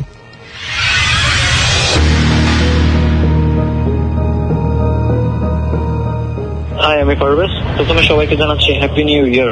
তো আমি আজকে যে ঘটনাগুলো শেয়ার করবো সেগুলো হচ্ছে ফয়েজ লেক নিয়ে। তো ফয়েজ লেক নিয়ে অ্যাকচুয়ালি অনেক ঘটনা আছে যেগুলো খুব ভয়ঙ্কর ভয়ঙ্কর ঘটনা, বলে শেষ করা যাবে না। তো আমি যে ঘটনাগুলো বলবো সেগুলো হচ্ছে আমাকে নিয়ে ঘটছে এরকম কিছু ঘটনা। তো ঘটনাটা বলি যে আমি আর আমার ফ্রেন্ড একবার ফয়েজ লেক গেলাম। তো ফয়েজ লেক যারা গেছেন তারা নিশ্চয়ই দেখছেন যে উপরে ওঠার জন্য দুইটা সিঁড়ি আছে, একটা হচ্ছে ডানে আর একটা হচ্ছে বামে। তো ডান দিকে একটা ঝর্ণা আকারের একটা জিনিস আছে, ঝর্ণার মতো। তো আমি আর আমার ফ্রেন্ড উপরে উঠলাম ডান সাইডের সিঁড়িটা দিয়ে। তো আমরা ঘুরলাম, মানে অনেকক্ষণ ঘোরার পরে আমরা ঝর্ণার পাশে এসে বসলাম। আর আমার ফ্রেন্ড মিনার ছিল আমার সাথে। তো ওকে বললাম যে তুই যা পপকর্ন নিয়ে।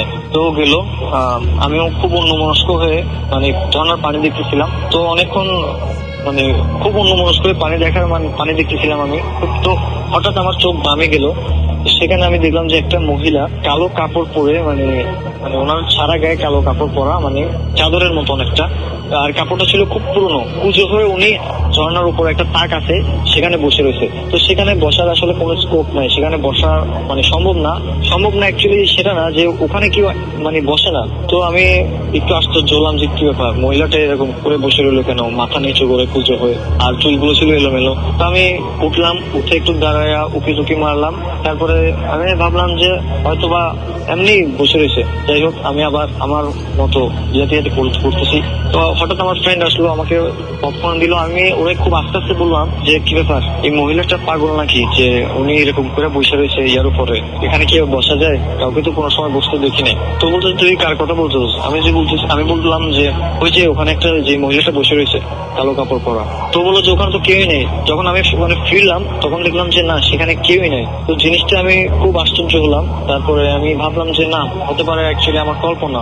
যাই হোক, আমি তারপর আর কারোর সাথে ঘটনাটা শেয়ার করে নেই।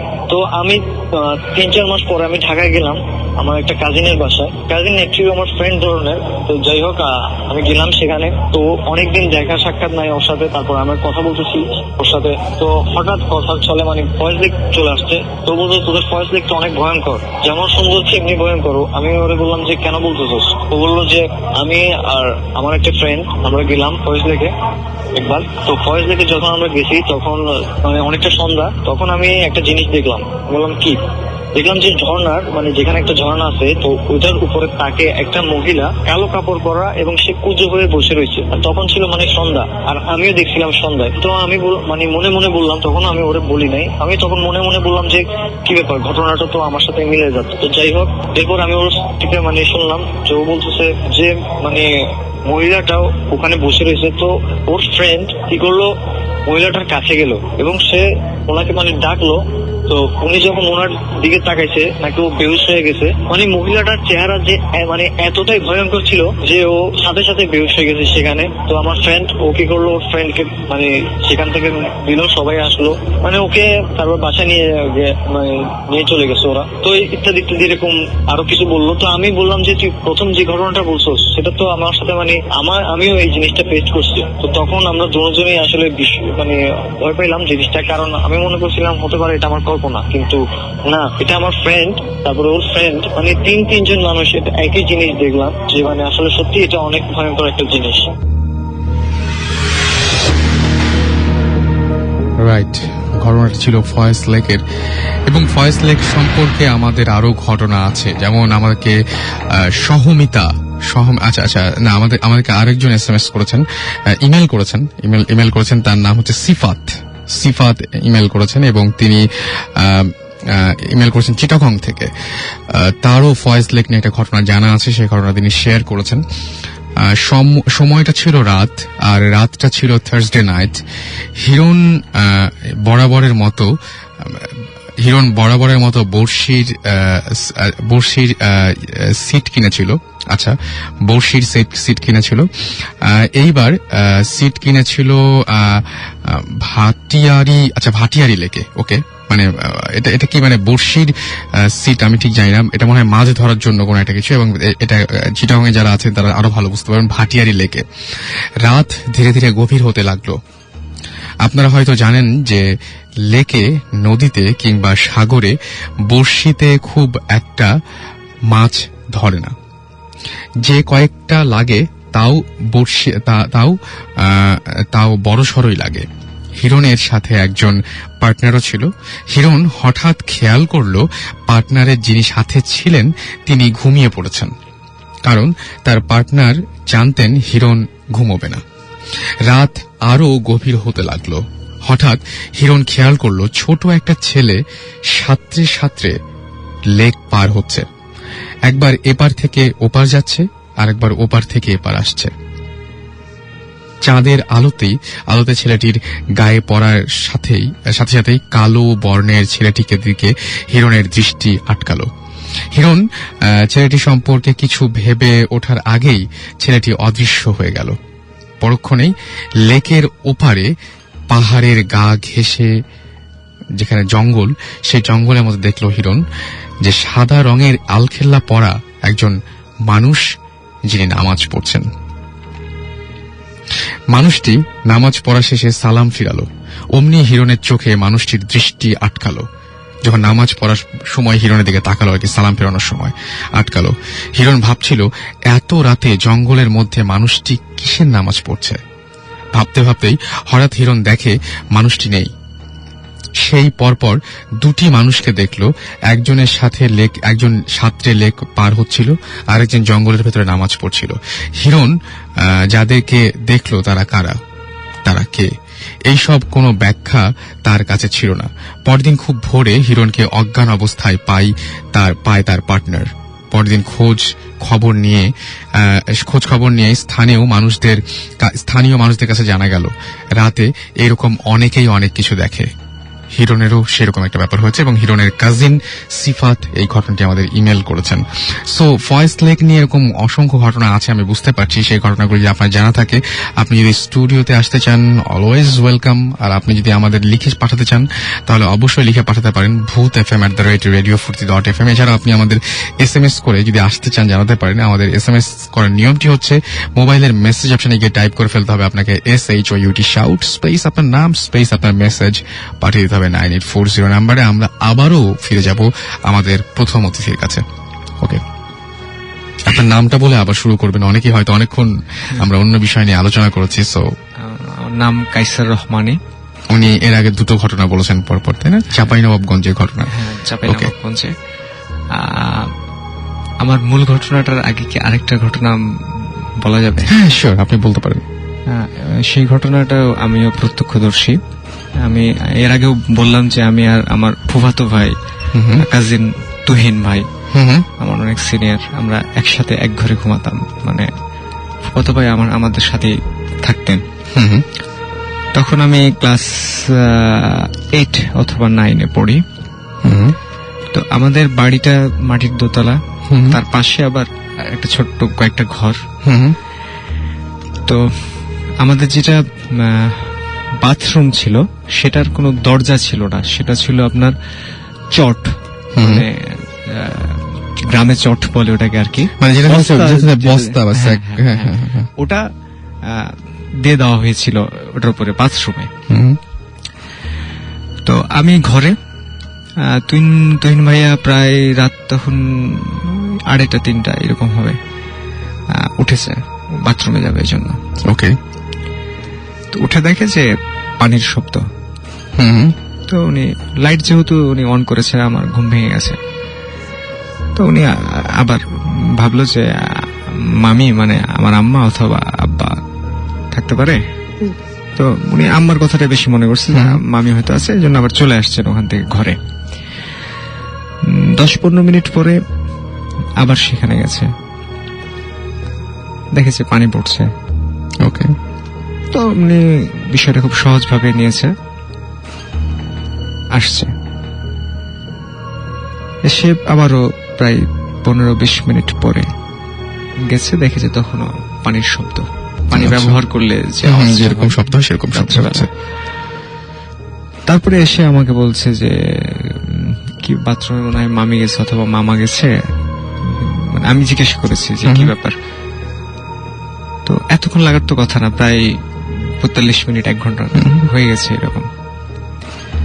তখন আমি রুমে বসা, তুইন ভাইয়া ওই যে জানালার কথা বললাম, ওই জানালায় গিয়ে বলছে মামি মামি এভাবে ডাকছে। তখন আম্মা কথা বলেছে। আম্মা যখন কথা বলেছে তখন মানে তুইন ভাইয়ের ফার্স্ট প্রশ্নটা মাথায় আসছে যে তাহলে ওইখানে কে, বাথরুমে রহমানি যেহেতু রুমে, মামি রুমে। তো বলছে যে বাথরুমের লাইটটা জ্বালান তো, মানে শীত লাগে, বাথরুমের লাইটটা আমাদের ঘর থেকে, আম্মার ঘর থেকে যেত। আম্মা এটা দিয়েছে। তো লাইটটা দেওয়ার আগেই তুইন ভাই আবার ওই রুম থেকে বাথরুমের ওইখানে গেছে। তো উনি দেখে কি এক মহিলা এবং মহিলার সাথে একটা 2-3 বছরের বাচ্চা, দুইজনই বাথরুম থেকে বের হলো। আচ্ছা। বের হয়ে তুইন ভাইও, মানে আমাদের আবার একটা গোয়ালঘর ছিল ওইদিকে, গোয়ালঘরটা ছিল, পরবর্তীতে গরুও ছিল না, গোয়ালঘরটাকে মানে আর ছিল না, যাতায়াত করা যেত গোয়ালঘরের ভিতর দিয়ে। আচ্ছা। কিন্তু যাতায়াত করা যেত, কিন্তু বাড়ির বাইরে আপনি যেতে পারবেন না, মানে একটা স্পেস আর কি বাড়ির ভেতরেই। বুঝতে পেরেছি। তো ওইখানে মানে ওইদিকে ওনারা, মানে ওই দুইজন বাচ্চা এবং মহিলা দুইজনই দৌড় দিয়েছে। ওকে। দৌড় দেয়া দেখে তুইন ভাইয়াও ওদের পিছনে দৌড় দিছে। একটা সময় মহিলাটা, মানে গ্রামের ভাষায় এটাকে ড্যানা বলে, বাহুটা, মহিলাটা ওই ছেলের এই বাহুটা ধরা মাত্র মানে ওইখান থেকে নিখোঁজ, মানে দুজন অদৃশ্য হয়ে গেছে। কিরকম? দুইজন অদৃশ্য হয়ে গেছে একদম চোখের সামনে, একদম চোখের সামনে। তখন আমি আসছি, আম্মাও আসছে, আব্বাও আসছে, দিয়ে বললো যে এই ঘটনা। বাথরুমে গেলাম, বাথরুমে গিয়ে দেখলাম যে অনেকক্ষণ বাথরুম ইউজ না করলে দেখতে কিন্তু খুব ভালো লাগে, যে বাথরুমে কোনো পানি নাই, শুকিয়ে গেছে পুরো জিনিসটা, পুরো বাথরুম শুকিয়ে গেছে, শুকানো, মানে ওখানে কোনো পানির ব্যবহার হয়নি, কিন্তু পানির আওয়াজ পাওয়া গিয়েছিল। তো এবার আমার মানে এটা কিন্তু বেশ ভয়ঙ্কর ঘটনা। সেটা হচ্ছে যে আমার এসএসসি পরীক্ষার সময় আমার আব্বা মারা যায়। আব্বা মারা যাওয়ার পরে আমি ঢাকায় খালাম্মা খালুর কাছে মানুষ হয়েছি। এই পর্যন্ত আমি খালাম্মা খালু মানে আমার দেখাশোনা করেন। ওকে। তো আমি ঢাকায় আসার পর খুব অনেকদিন পর পর বাড়ি যাই। আর স্বাভাবিকভাবে আমি বাড়ি গেলে পড়াশোনা কম করি এবং আড্ডাটা বেশি দিই, এবং আমার বন্ধু বান্ধব প্রচুর, যে কারণে আম্মাও চায় না যে আমি বেশি বাড়ি আসি, মানে আমার জন্য, যে ওখানে থাকলেই পড়াশোনা বেশি করবে। তো একবার আমি এই ঘটনা কিন্তু পাশে ব্র্যাকেটে লিখেছিলাম মারাত্মক। আপনারা একটু যারা শুনছেন এই মুহূর্তে, আমি বলবো যে খুব খুব কনসেন্ট্রেট করবেন এই ঘটনাটার উপরে। ঘটনাটার ভেতরে একটা মানে কি বলবো যে ভয়াবহ একটা ব্যাপার আছে। এবং আপনারা এক জিনিস খেয়াল করবেন যে আজকে সবগুলো ঘটনার কাছাকাছি ধরনের, আমরা আমাদের যেটা প্রত্যেকবার মানে এই কোইন্সিডেন্সটা হয় যে প্রত্যেকটা ঘটনা একটু কাছাকাছি ধরনের, তোমরা শুনি। তো প্রথমে আমাদের গ্রামটার একটু বর্ণনা দিই যে চাঁপাইনবাবগঞ্জ জেলার লাস্ট স্টেশনটা হচ্ছে রহনপুর স্টেশন। Okay. মানে ওটার পরে ইন্ডিয়া।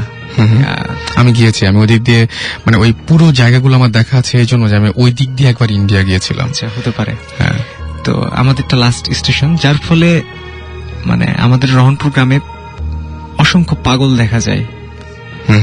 মানে সম্ভবত ট্রেনে উঠে যাওয়ার পর ট্রেন আমাদের এখানে তো অনেকক্ষণ থাকে, ট্রেন 1-2 দিন থেকে যায়। যখন দেখে যে চলছে না তখন হয়তো তারা নেমে পড়ে, যার কারণে মানে বিচিত্র রকমের পাগল কিন্তু মানে 2-1 মাস পর পরই সেখানে দেখা যায়। তো রহনপুর বড় বাজার যেটা,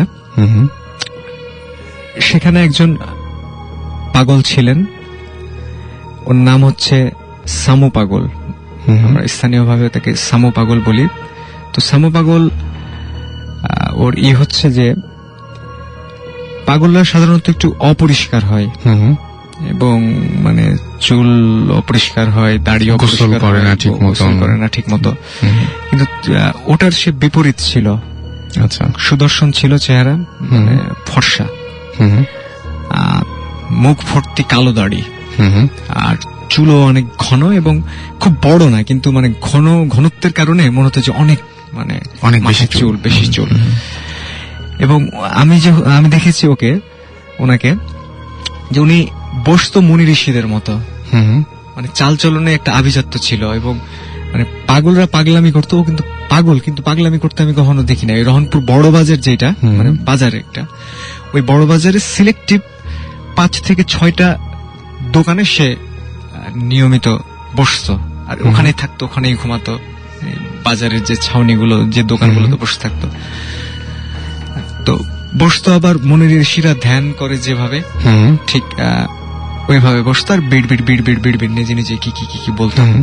আর সিগারেট খেত খুব, সবসময় হাতে দেখতাম সিগারেট।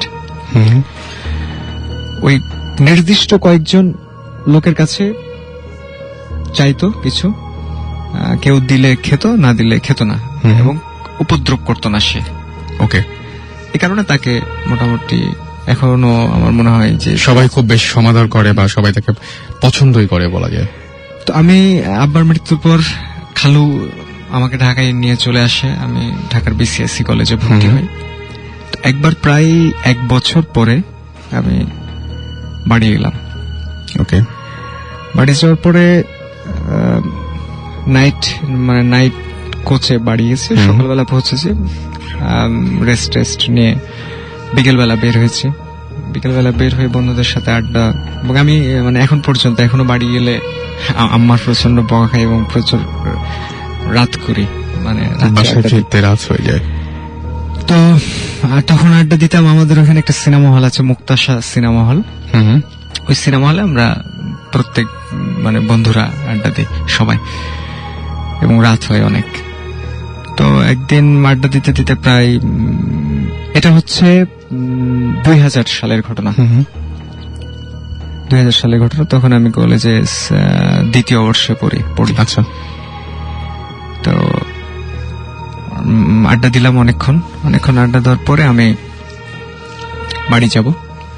রহনপুরের সবচাইতে সুন্দর এবং বড় কবরস্থানটা হচ্ছে খোয়াড় মোড় এলাকায়। খোয়াড় মোড় মানে ওইখানে এক সময় খোয়াড় ছিল, মানুষজন বসবাস কম ছিল, ওই গবাদি পশু, গরু ছাগল, যে জেলখানা যেটা, আচ্ছা, সেটা খোয়াড়। তো এই জন্য ওই জায়গাটার নামকরণ খোয়াড় মোড়।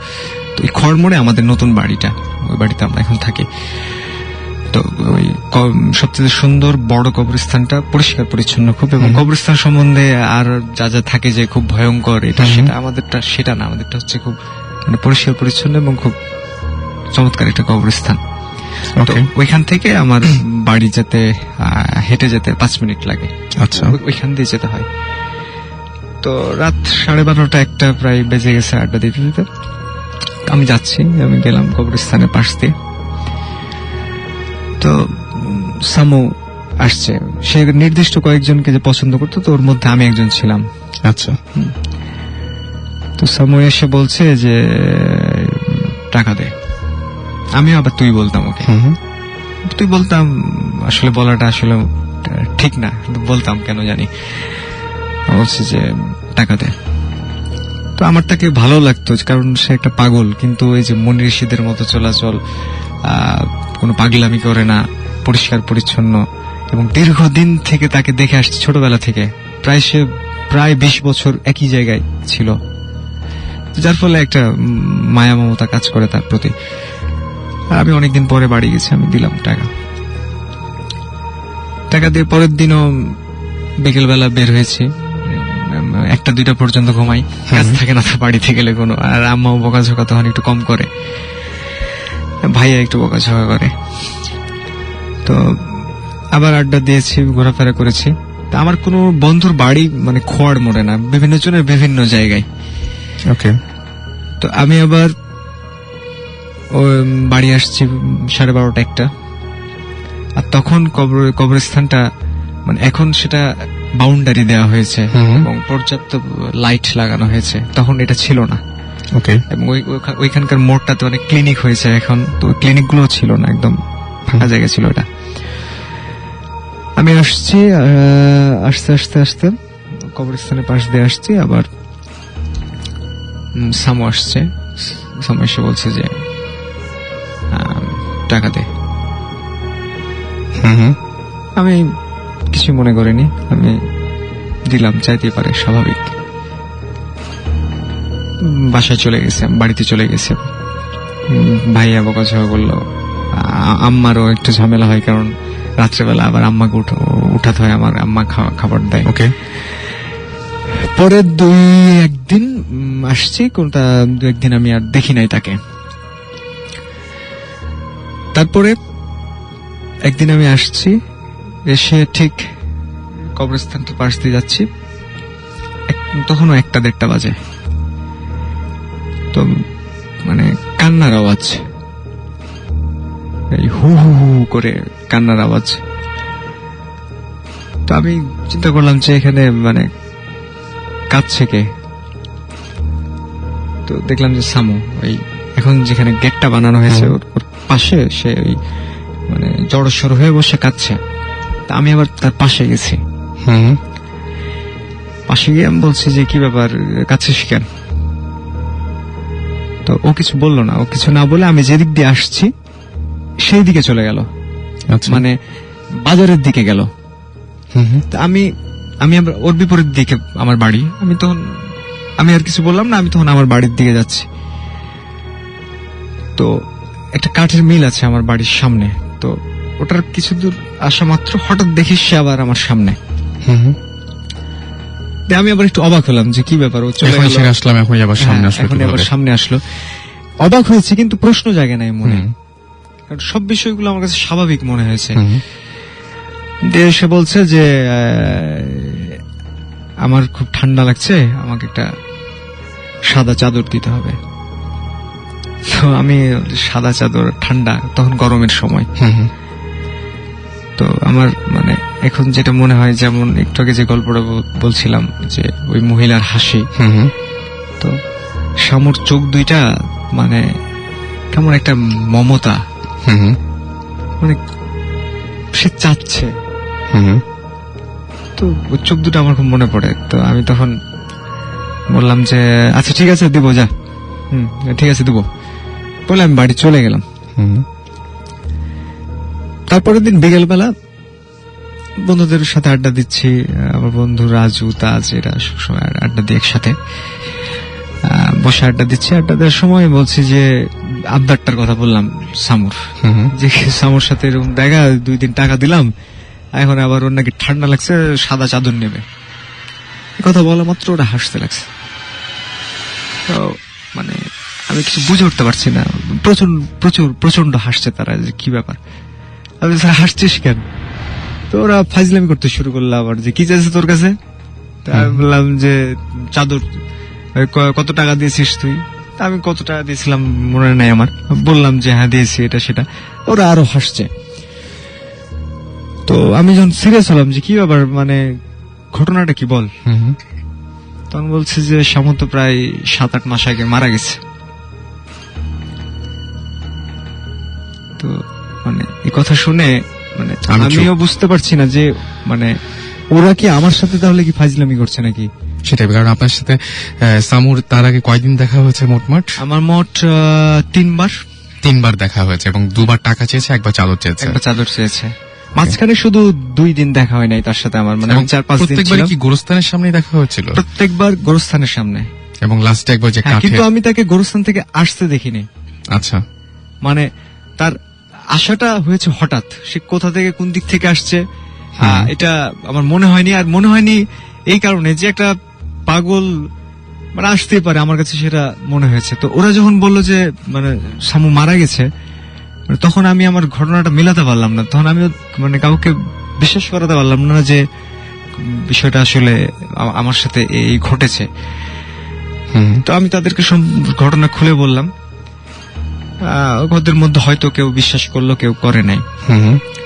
কিন্তু এখন পর্যন্ত আমি যখন মানে যাই বাড়িতে, তো অনেকেই নাকি আমি নিজেও শুনেছি, আমাদের এক কাকা আমাদের এই পাড়ার, উনিও বলেছেন আমাকে যে সামুকে নাকি মানে ওকে দাফন করা হয়েছে আমাদের কবরস্থান, মানে রহনপুর কবরস্থানে, খড়মোর কবরস্থানে।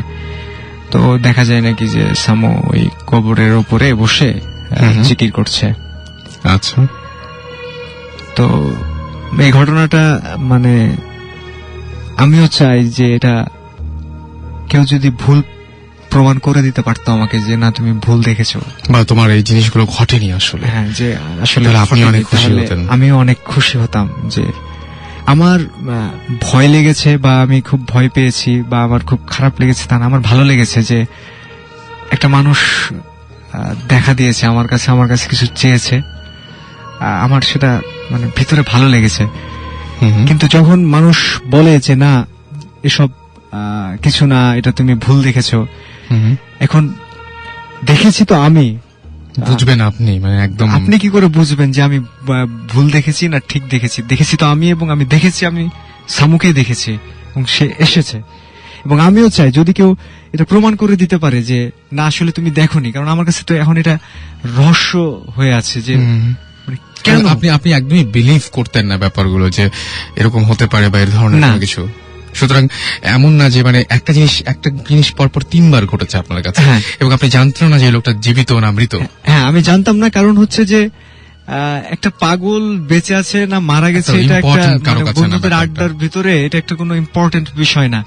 তো যখন আমি শুনলাম যে প্রায় 7-8 মাস আগে সামু মারা গেছে, তখন মানে আমি মানে থান্ডার হয়ে গেছেন যে এটা কিভাবে সম্ভব হলো। মানে আমি কি বলবো, মানে বোঝাতে পারছি না যে এটা কি করে সম্ভব। যদি আসলে প্রত্যেকের জীবনে এরকম একটা করে ঘটনা ঘটতো তাহলে হয়তো বোঝানো যেত যে না ভাই যা দেখেছি, মানে এটা বলে বোঝানো যাবে না। মানে অ্যাকচুয়ালি অনেকে হয়তো এরকম ভাবে বলেন, এই ধরনের কোয়েশ্চেন করেন। আসলে ব্যাপারটা হচ্ছে কি যে আমরা কাউকে বিশ্বাস করতে তো বসিনি, তবে সত্যি কথা কি যে আমরা কোনো কিছু চোখ দিয়ে না দেখলে আসলে বিশ্বাস করতে আমাদের ঝামেলা হয়। কিন্তু আমি এখন দেখতে পাচ্ছি আমার সামনে উনি বসে এতক্ষণ সেই ঘটনাটা বলছিলেন, আমার একদম সামনে। সুতরাং যদি তিনি মানে গল্প হিসেবেই বলতেন তাহলে হয়তো বোঝা যেত, কারণ এক্সপ্রেশন গুলো খুব অদ্ভুত টাইপের ছিল। এবং আপনার সাথে নিশ্চয়ই সুসম্পর্ক ছিল এবং কয়েকজন মানুষের মধ্যে আপনি একজন পরিচিত মানুষ, হ্যাঁ, মানে খুবই আমার সাথে- কাছের মানুষ ভাবতো আপনাকে।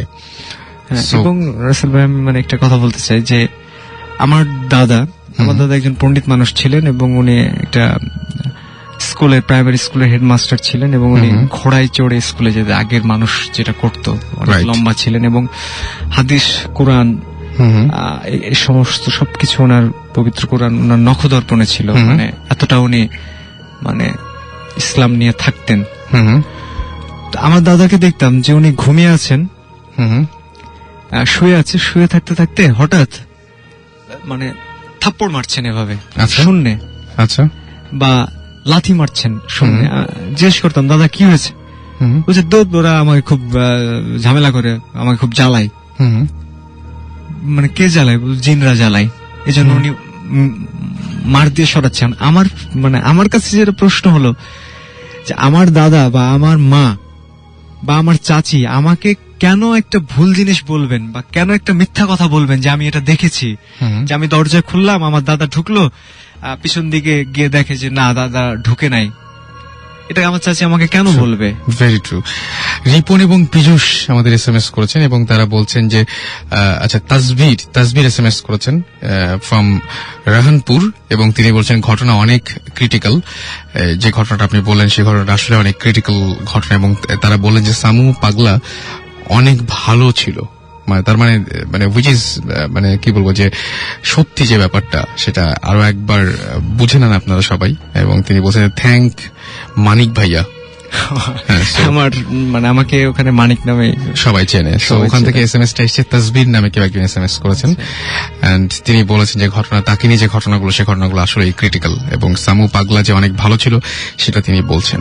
সো সবকিছু আসলে এরকম ভাবে উড়িয়ে দেওয়া যায় না, সবকিছু উড়িয়ে দিতে নাইও। মানে আমার যেটা মনে হয় যে আপনার বিশ্বাস অবিশ্বাস যাই হোক না কেন এটা আসলে কোনো তর্ক করার মতো বিষয় না। আমি শুধু এটুকু বলবো যেটা সত্যি না মিথ্যা এই বিষয়টা নিয়ে তর্ক করার কিছু নাই। আসলে আপনার ইচ্ছা হলে আপনি বিশ্বাস করবেন, না ইচ্ছা হলে বিশ্বাস করবেন না, এবং বিশ্বাস করা বা বিশ্বাস না করাটাও কিন্তু জরুরি না।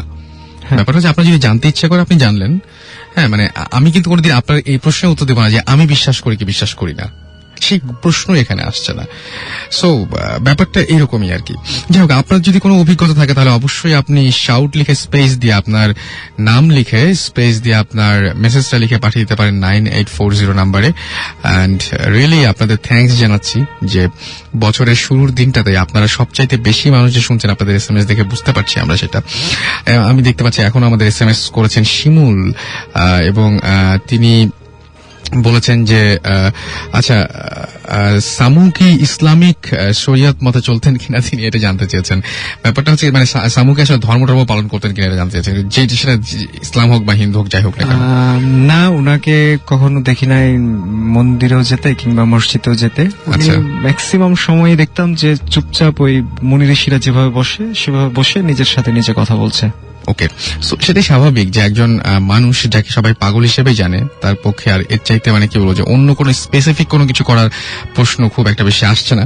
পিয়াল লিখেছেন আমাদেরকে, পিয়াল এসএমএস করেছেন এবং আবির আমাদের এসএমএস করেছেন, আলম এসএমএস করেছেন, আলিফ এসএমএস করেছেন, রুমি এসএমএস করেছেন আমাদেরকে, তুবা এসএমএস করেছেন, জামান, তারপরে স্বাধীন, মামুন এসএমএস করেছেন আমাদেরকে, তাশিক এসএমএস করেছেন, শিমুল, সাইফ সহ আরো অনেকে।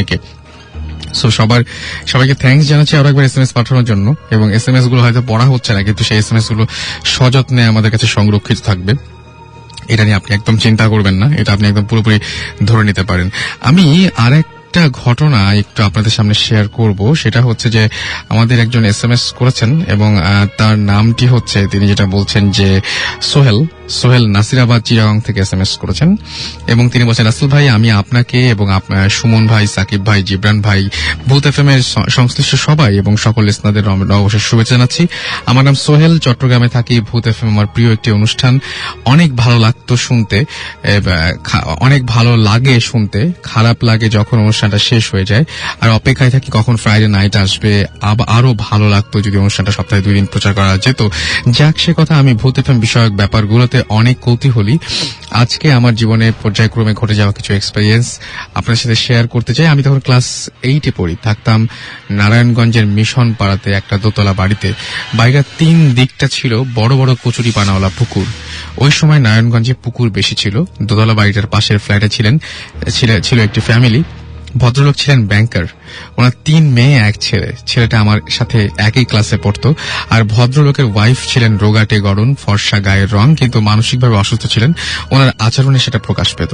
উনি আমাকে খুব আদর করতেন, যেহেতু আমি ওনার ছেলের বন্ধু ছিলাম। উনি বিনা কারণে হাজবেন্ডের সাথে প্রায় ঝগড়া করতেন। আচ্ছা, তো আর অনেক রাত পর্যন্ত ছাদে উঠে বসে থাকতেন। আমরা প্রায় গভীর রাতে ওই বাড়ির ছাদে জুতো পায়ে দিয়ে ছাদের এক প্রান্ত থেকে অন্য প্রান্তে কারো দৌড়ে যাওয়ার শব্দ শুনতাম। মনে হতো একসাথে অনেকে খটখট শব্দ করে সারা ছাদে দৌড়ে বেড়াচ্ছে। ছাদে কোনো রেলিং ছিল না। একদিন মাকে এ ব্যাপারে জিজ্ঞেস করতে উনি বললেন, ওখানে খারাপ কিছু আছে, ছাদে কখনো যাবে না। কিন্তু আমার কৌতূহলী মনে প্রশ্ন দেখা দিল, যদি আন্টি অনেক রাত পর্যন্ত ছাদে থাকতে পারেন তাহলে আমি গেলে কি হবে। একদিন অনেক রাত পর্যন্ত পড়ছিলাম, রাত 12টা। পড়তে পড়তে ঘুম আসছিল। আমি বারান্দায় গিয়ে দাঁড়ালাম। বাসার সবাই ঘুম। হঠাৎ খেয়াল হলো সিঁড়ি দিয়ে ছাদে গিয়ে দেখি আন্টি ছাদে আছে কিনা, যদি থাকে কিছুক্ষণ গল্প করব। সিঁড়ি বেয়ে উপরে উঠে দেখি আন্টি ছাদের এক পাশে, যেখানে উনি প্রতিদিন বসে থাকেন পুকুরের দিকে মুখ করে, ওখানটায় বসে আছেন, চুলগুলো পিঠের উপরে ছড়ানো। ছাদে চাঁদের যথেষ্ট আলো ছিল, আর আন্টি যেহেতু ফর্সা, ওনাকে আমি একটু দূর থেকে ভালোভাবেই দেখা যাচ্ছিল। আমি কাছে না গিয়ে একটু দূরে থেকে ডাকলাম, আন্টি কি করেন আপনি? বাসায় যাবেন না? উনি আমার দিকে না তাকিয়ে বললেন, পরে যাব। আমি ওনার ছেলের কথা জিজ্ঞেস করলাম, আন্টি আজাদ কি পড়ছে না ঘুমিয়ে গেছে? উনি এবারও আমার দিকে না তাকিয়ে বললেন, মনে হয় ঘুমাচ্ছে। কিন্তু আন্টির কথাগুলো মনে হচ্ছিল অনেক ভারী স্বরের আর অনেক জোরে কথা বলছিলেন। আমি একটু চুপ করতেই এবার উনি আমার দিকে মুখ ঘোরালেন, আবারও একই স্বরে, এত রাত্রে তুই ছাদে আসছিস কেন? তাড়াতাড়ি ঘরে যা। আমি ওনার কথা শুনে হয়তো ততটা ভয় পাইনি, কিন্তু ভয় পেয়েছিলাম ওনার চোখ দুটো দেখে, রীতিমতো অজ্ঞান হবার মতো। দেখলাম ওনার চোখ দুটো লাল টকটকে হয়ে আছে, মনে হচ্ছিল চোখ দিয়ে আগুন বের হবে। আমি দৌড়ে বাসায় চলে আসি। সারা রাত ঘুমাতে পারিনি। পরের দিন মাকে ঘটনাটা বললাম, মা অনেক বকলেন। একদিন সুযোগ বুঝে আন্টির ছেলেকে কথাটা বললাম। সে বলল তার মাকে নাকি জিনে ধরেছে এবং জিন নাকি তার মাকে রাতে ছাদে নিয়ে বসিয়ে রাখে, এবং জিন শব্দের সাথে পরিচিত হবার সৌভাগ্য তখন তার হয়নি। কোনো এক দিন বাড়িওয়ালার কাজের মেয়েটা বড় মাছ কাটছিল। মেয়েটার বয়স হবে আনুমানিক 22-23। হঠাৎ তিনি দেখলেন যে মাছটাকে বটি দিয়ে না কেটে ধূপ ধূপ আওয়াজ করে কোপাচ্ছে। এমন সময় সে মাছটাকে একসময় কুচি কুচি করে ফেললো। এরপর সে মাছ কাটা রেখে চুল খোলা অবস্থায় নাচানাচি করতে লাগলো, কখনো গান গাইতে লাগলো। এরকম অদ্ভুত অদ্ভুত অদ্ভুত সব ঘটনা শুরু করলো সে। এবং একজন এই ধরনের কিছু ঘটনা সেই বাসায় ঘটতো তিনি উল্লেখ করেছেন। এবং সেই বাসাতে যখন তাকে সবাই বাড়িওয়ালা এবং কয়েকজন বয়স্ক মহিলা তাকে একসময় সে জ্ঞান হারিয়ে ফেলে, এবং বাড়ির সবাই তাকে যে জুতা বা ঝাড়ু এই সমস্ত দিয়ে পেটাতে শুরু করে। এরকম ধরনের ঘটনা সেই বাড়িতে ঘটতো। এবং ব্যাপারটা হচ্ছে এরকম অনেক ঘটনাই তিনি গল্পটা ছিল অনেক বড়, আজকে অত সময় নেই, আমি শেষ করবো হয়তো অন্য কোনো একদিন। তার আগে আমাদের যেহেতু গেস্ট আছে, আমরা গেস্টের কাছে ফিরে যাই। এই ঘটনাগুলো তার সাথে ঘটেছিল। আমি দেখলাম যে ঘটনাটা শেষ হওয়ার আগে আরেকটা নতুন ঘটনা শুরু হয়েছে। আপনার একটা ঘটনা আছে কক্সবাজার নিয়ে, আপনি বলছিলেন। আপনার নামটা আরেকবার বলবেন? আমার নাম দেবাশিস পঙ্কজ। রাইট পঙ্কজ, আপনার কিছু ঘটনা আছে, আমরা সেই ঘটনাগুলো খুব সংক্ষিপ্ত আকারে ছোট ছোট করে শুনতে চাই। তো ঘটনাটা হচ্ছে প্রায় 2 বছর আগের ঘটনা। আমি কক্সবাজার যাই। তো যাওয়ার পরে আমি একা যাই ওইবার। তো একটা সিএনজি নিয়ে বের হই। বের হওয়ার পরে ওই হিমছড়ির দিকে যে এইটা আছে, রাস্তাটা আছে, ওই রাস্তা দিয়ে যাওয়ার সময় আচ্ছা, আমি খালি একটা কথা বলবো যে ওই ঘটনাটা শেষ করে দিই আমি, যে কাজের মেয়েটাকে যখন পেটাতে শুরু করলো, কাজের মেয়ে কিছু কিছু গেস করতে পারতো। যেমন বাড়িওয়ালার বড় ছেলের বউ প্রেগনেন্ট ছিল। হ্যাঁ, বাড়িওয়ালার বড় ছেলের বউ প্রেগনেন্ট ছিল, এবং তিনি একদম জাস্ট সেই কাজের মেয়েটাকে বলে দিয়েছিল যে আপনার নাতনি হবে। এবং বেশ কিছু, এবং তারপরে দেখা যায় যে অজ্ঞান হওয়ার পরে যখন সে জাগতো আবার, তখন কিছু বলতে পারতো না, এবং সে বললো আমার কি হয়েছিল, খালা গায়ে এত ব্যথা কেন, এরকম টাইপের। এবং সেই মেয়েটার কথা ঠিক হয়েছিল, এবং সত্যি সত্যিই তার ছেলের তার নাতনি হয়েছিল আর কি। তো এই ব্যাপারগুলো খুব মিরাকল, এই ব্যাপারগুলো ঘটে মানুষের জীবনে, কোনো উত্তর নেই, কেন ঘটে আমরা জানি না। শুরু করি আমরা। তো আমি ওইবার কক্সবাজারে একা যাই। তো যাওয়ার পরে ওই 4টার দিকে আমি হিমছড়ির দিকে একটা সিএনজি নিয়ে যাই। তো যাওয়ার পরে ওই হিমছড়িতে কিছুক্ষণ স্টে করার পরে প্রায় যখন সন্ধ্যা হয়ে আসছিল, তখন আমি ব্যাক করি ওই সিএনজিতেই। তো ওটা রিজার্ভ করা ছিল। তো ব্যাক করতে করতে আমি ছবি তুলতেছিলাম, ওই সিএনজি রানিং কিংবা দাঁড়ানো এইভাবে ছবিগুলো তুলতেছিলাম। ওকে। তো প্রায় 2 থেকে 2.5 কিলোমিটার আগে, কক্সবাজার যে কলাতুলি একটা আছে বিচটা আছে, ওইটার 2 থেকে 2.5 কিলোমিটার আগে একটা জায়গায় আমি সিএনজি দাঁড়া করাই। তো দাঁড়ানোর পরে নামার পরে ওই জায়গা থেকে সি বিচটা অনেকটা দূরে, ক্যামেরায় ভালোভাবে অনেক জুম না থাকলে ওই সি বিচের ছবিটা তোলা যায় না রাস্তা থেকে। তো ওই জায়গায় আমি একটা ছবি নেয়ার পরে আমি জাস্ট ওইটা করছি যে সি বিচের ছবি তুলছি এরকমই। তো ওইটা নিয়ে আসার পরে আমি ঢাকায় চলে আসি। আচ্ছা। তো আসার পরে ওই ছবিটা আমি দেখি কম্পিউটারে, যখন এডিট করার জন্য আমি দেখি। তো দেখার সময় দেখি যে ওই জায়গায় একটা কাঠের গুঁড়ি আছে, তো আরেকটা মানুষের মতো অবয়ব, একটা মহিলার মতো কিংবা মেয়ে যেটাই বলা যায়, ওইরকম একটা কিছু। ওকে। তো আমি এই করতে পারি না যে ওই সাইটে এই সন্ধ্যায় যে টাইমে জোয়ার আসে, যে ওই টাইমটা, ওই এত দূরে একটা সি বিচে একটা মেয়ে একা দাঁড়ায় থাকবে কিভাবে, আর রাস্তার অপোজিট সাইডে একবারে খারাপ পাহাড়, ওই সাইডে কোনো কিছু মানুষ ওঠাও সম্ভব না। এক হয় আপনার ইয়েতে রোডে উঠতে হবে, রোডে ওইটা 2-2.5 কিলোমিটার মাঝখানে যারা ওইদিকে চলাচল করছে তারা জানে যে ওইদিকে কোনো বাড়ি ঘর নাই। একটা মেয়ে একা কেন থাকবে? একটা মেয়ে কেন একা ওই জায়গায় দাঁড়িয়ে থাকবে, এটা আমার কাছে মানে আমি দেখার পরে রাত্রে দেখছি, এখন পরে মানে কি বলবো ভয় লাগছে আমার কাছে ওইটা। আপনি যদি পারেন তাহলে আমাদের ছবিটা ভূত এফএম এর যে কি বলবো যে ভূত এফএম এর যে গ্রুপ আছে সেখানে ইচ্ছা করলে বা রেডিও ফুর্তির যে পেজ আছে সেখানে আপনার ইচ্ছা করলে আমি ছবিটা নিয়ে আসতে চাইছিলাম, বাট আমার মনে ছিল না ছবিটা। আপনি আপলোড করে দিতে পারেন যে কোনো সময়, কোনো সমস্যা নেই, আপলোড করবো। ওকে। সো আপনার কি আরো ঘটনা আছে? হ্যাঁ, আরেকটা ঘটনা আছে, লাস্ট 2-3 দিন আগের ঘটনা এটা। বাবা, একদম টাটকা। হ্যাঁ, ওইটা আমি বসুন্ধরার পিছনে একটা বাসায় থাকতাম। তো থাকার পরে ওই মানে আমার যে রুমটা আমার মেসের মতো, তো সবাই রুম নিয়ে থাকতো, তো ওই সাইডের রুমে যে থাকে সে মানে এই করছে, দেখছি জিনিসটা যে মানে আমাদের ঘর থেকে বের হওয়ার পরে সাইডে একটা সোজা আছে, সিঁড়ি আছে, তো এটা কেউ ইউজ করে না, অন্য সাইডে একটা সিঁড়ি আছে, ওইটা ইউজ করা হয়। তো এটা কেচি কেটে সবসময় তালা লাগানো থাকে। আচ্ছা। তো রাত্র 2টা না 3টা উনি বের হয়েছে, বের হওয়ার পরে দেখে যে মানে লাইট নেই ওই জায়গায়, যে একটা লোক মানে নেমে যাচ্ছে। আচ্ছা। তো নেমে যাওয়ার সময় ওই যে কেচি গেটটা যে আছে ওইটার মানে একবারে ক্রস করে চলে গেছে, বাট কেচি গেট লাগানো অবস্থায় একটা মানুষ কিভাবে ওটা ক্রস করে চলে যায়? তাই তো। তো এই জিনিসগুলো মানে খুব ভয়ের ব্যাপার। উনি রাত্রে আমার ডাইকা বলছে, তারপরে আমি আর ঘুমাইতে পারি নাই। না, ব্যাপারটা খুবই আজব। আর এই জায়গায় আমি আরেকটা কথা বলতে চাই, ওই যে আমি ফার্স্টে যে ঘটনাটা বলছি আমার ফ্রেন্ডের এটা নিয়ে, তো ঘটনাটা আমার ছাড়ে নাই এখনো। ঠিক আছে, এখনো মাঝে মাঝে আমি রাত্রে মানে খুব ভয় পাই, চিল্লায় উঠি, যার কারণে একা থাকতে পারি না আমি। আচ্ছা। তো এই ঘটনাগুলো আর ওটা কি আপনার মানে আপনি যে বললেন যে সেই ভ্যান এবং আপনার সেই বন্ধু, এই দুজনেই আপনার কাছে এখনো মানে রাত্রেবেলা ডিস্টার্ব করছে? তারা যে ফিরে আসে, আমি তো মানে জাস্ট ওই দিনের পরে আর তাদের মানে সরাসরি কিছু দেখি নাই, বাট আমি মানে তাদের এটা অনুভব করি। আমার যেটা মনে হয় যে ইউ নো হোয়াট, যে আপনি যেহেতু একটা ঝামেলা ছিলই বলছেন, মন থেকে একটা মানে কি বলবো যে একটু সরি টরি বলে ফেলেন। সরি এটা করে নিচ্ছি, কিন্তু তারপরেও মানে এরকম হয় মাঝে মাঝে। ওকে। আরেকটা ঘটনা আছে, এটা আমি কি বলবো, আজকে মনে হয় আর ঘটনা না শুনি আমরা, ছোট্ট একদম একটু। আচ্ছা, হচ্ছে আমাদের যে বাড়ি আছে মুক্তাগাছাতে, তো ওই জায়গায় একটা রাজবাড়ি আছে, ওই রাজবাড়ির ভিতরের ঘটনা। আচ্ছা। এটা অনেকেই শোনে। তো আমি একদিন মানে ওই কাজ ছিল অনেকটা, ওই কাজ টাজ করে রাত্র প্রায় 3টা বাজে, তো ওই রাস্তায় আমি রাজবাড়ির সামনে দিয়ে ব্যাক করছি একা।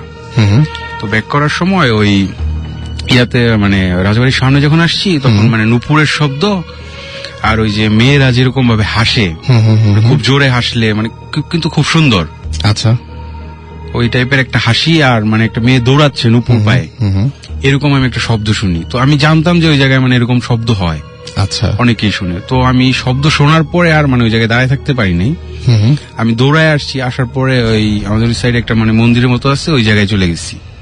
তো ওই জায়গায় যে গার্ড থাকে, সে মানে অনেকক্ষণ আমার বসায় রাখছে, ঘাইমা ঠাইমা, মানে আমি একদম ওই যে বেহুশ হওয়ার, যে মানে সেন্সলেস হয়ে যাওয়ার যে একটা অবস্থা, এরকম অবস্থা হয়ে গেছিল। ওকে, তার মানে ওই ঘটনা এবং ওই আপনি আমাকে বলছিল না যে ওই জায়গাটা ইনভেস্টিগেট করার জন্য ওখানে অনেক ঘটনা আছে। ডেফিনেটলি আমরা জানাবো ভৌত স্ট্রিমকে, তারা নিশ্চয়ই সেই বিষয়ে কোনো উদ্যোগ নিবে। থ্যাংক ইউ আপনাদের সবাইকে এত কষ্ট করে আমাদের সাথে স্টুডিওতে এসে আপনাদের এক্সপেরিয়েন্স শেয়ার করার জন্য। বুঝতেই পারছেন যে আমরা কিছুক্ষণের মধ্যেই আমরা শেষ করতে যাচ্ছি আমাদের আজকের ভূত এফএম। সো সবাই যারা এসএমএস করেছে তাদের নামগুলো আরেকবার উল্লেখ করতে চাই। বাপ্পি এসএমএস করেছেন আলামিন, শুভ, আব্দুল এসএমএস করেছেন, রাফি, রাজু, সুহানা এসএমএস করেছেন, আশিক, মৌ রাজশাহী থেকে, তুর্য, সাদিয়া এবং এসএমএস করেছেন আমাদেরকে। এছাড়াও রুদ্র এসএমএস করেছেন আমাদেরকে। আচ্ছা, শাহালম মোহাম্মদ, আচ্ছা মোহাম্মদ এসএমএস করেছেন আমাদেরকে। আচ্ছা, এসএমএস করেছেন ফাঁকি, আচ্ছা এসএমএস করেছেন আমাদেরকে শিবলি সহ আরো অনেকে। সো আমি সবাইকে থ্যাঙ্কস দিচ্ছি সবাইকে এতগুলো এসএমএস আমাদের করার জন্য। And stay tune to radio Foorti. আর যারা বড় করে বা আমাদের এই স্টুডিওতে এসে আপনার এক্সপেরিয়েন্স শেয়ার করতে চান, তাহলে যেটা করতে হবে, ভূত এফএম BHOOT ভূত FM @radiofurti.fm এ আপনি আপনার ইমেল পাঠিয়ে দিতে পারেন। ইমেলের সাথে অবশ্যই আপনার নাম, ঠিকানা এবং ফোন নাম্বার, অবশ্যই যে ফোন নাম্বারটা সবসময় চালু আছে সেই ফোন নাম্বারটা লিখে আপনি আমাদেরকে জানাতে পারেন এবং সেই সাথে মেইলে উল্লেখ করবেন যে আপনি কি চান যে আপনার এটা পড়ে শোনানো হোক নাকি আপনি উপস্থিত হতে চান বা অর্থাৎ এখানে প্রেজেন্ট থাকতে চান।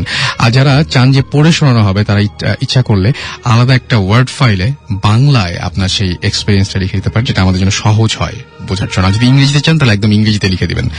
এনিওয়েজ, চলে যাব আজকের মতন এই ভূত এফএম ছেড়ে, ফিরে আসবো আবারও আগামী সপ্তাহে। সেই পর্যন্ত আমি সবাইকে বলবো যে সবাই ভালো থাকুন, সুস্থ থাকুন, সুন্দর থাকুন এবং বেশি বেশি করে সাহস সঞ্চার করুন আগামী ভূত এফএম এর জন্য। সেই পর্যন্ত সবাইকে অনেক অনেক ধন্যবাদ জানিয়ে এবং আগামী শো অর্থাৎ আগামী ভূত এফএম আমন্ত্রণ জানিয়ে শেষ করছি আজকের মতো। খোদা হাফেজ, টাটা।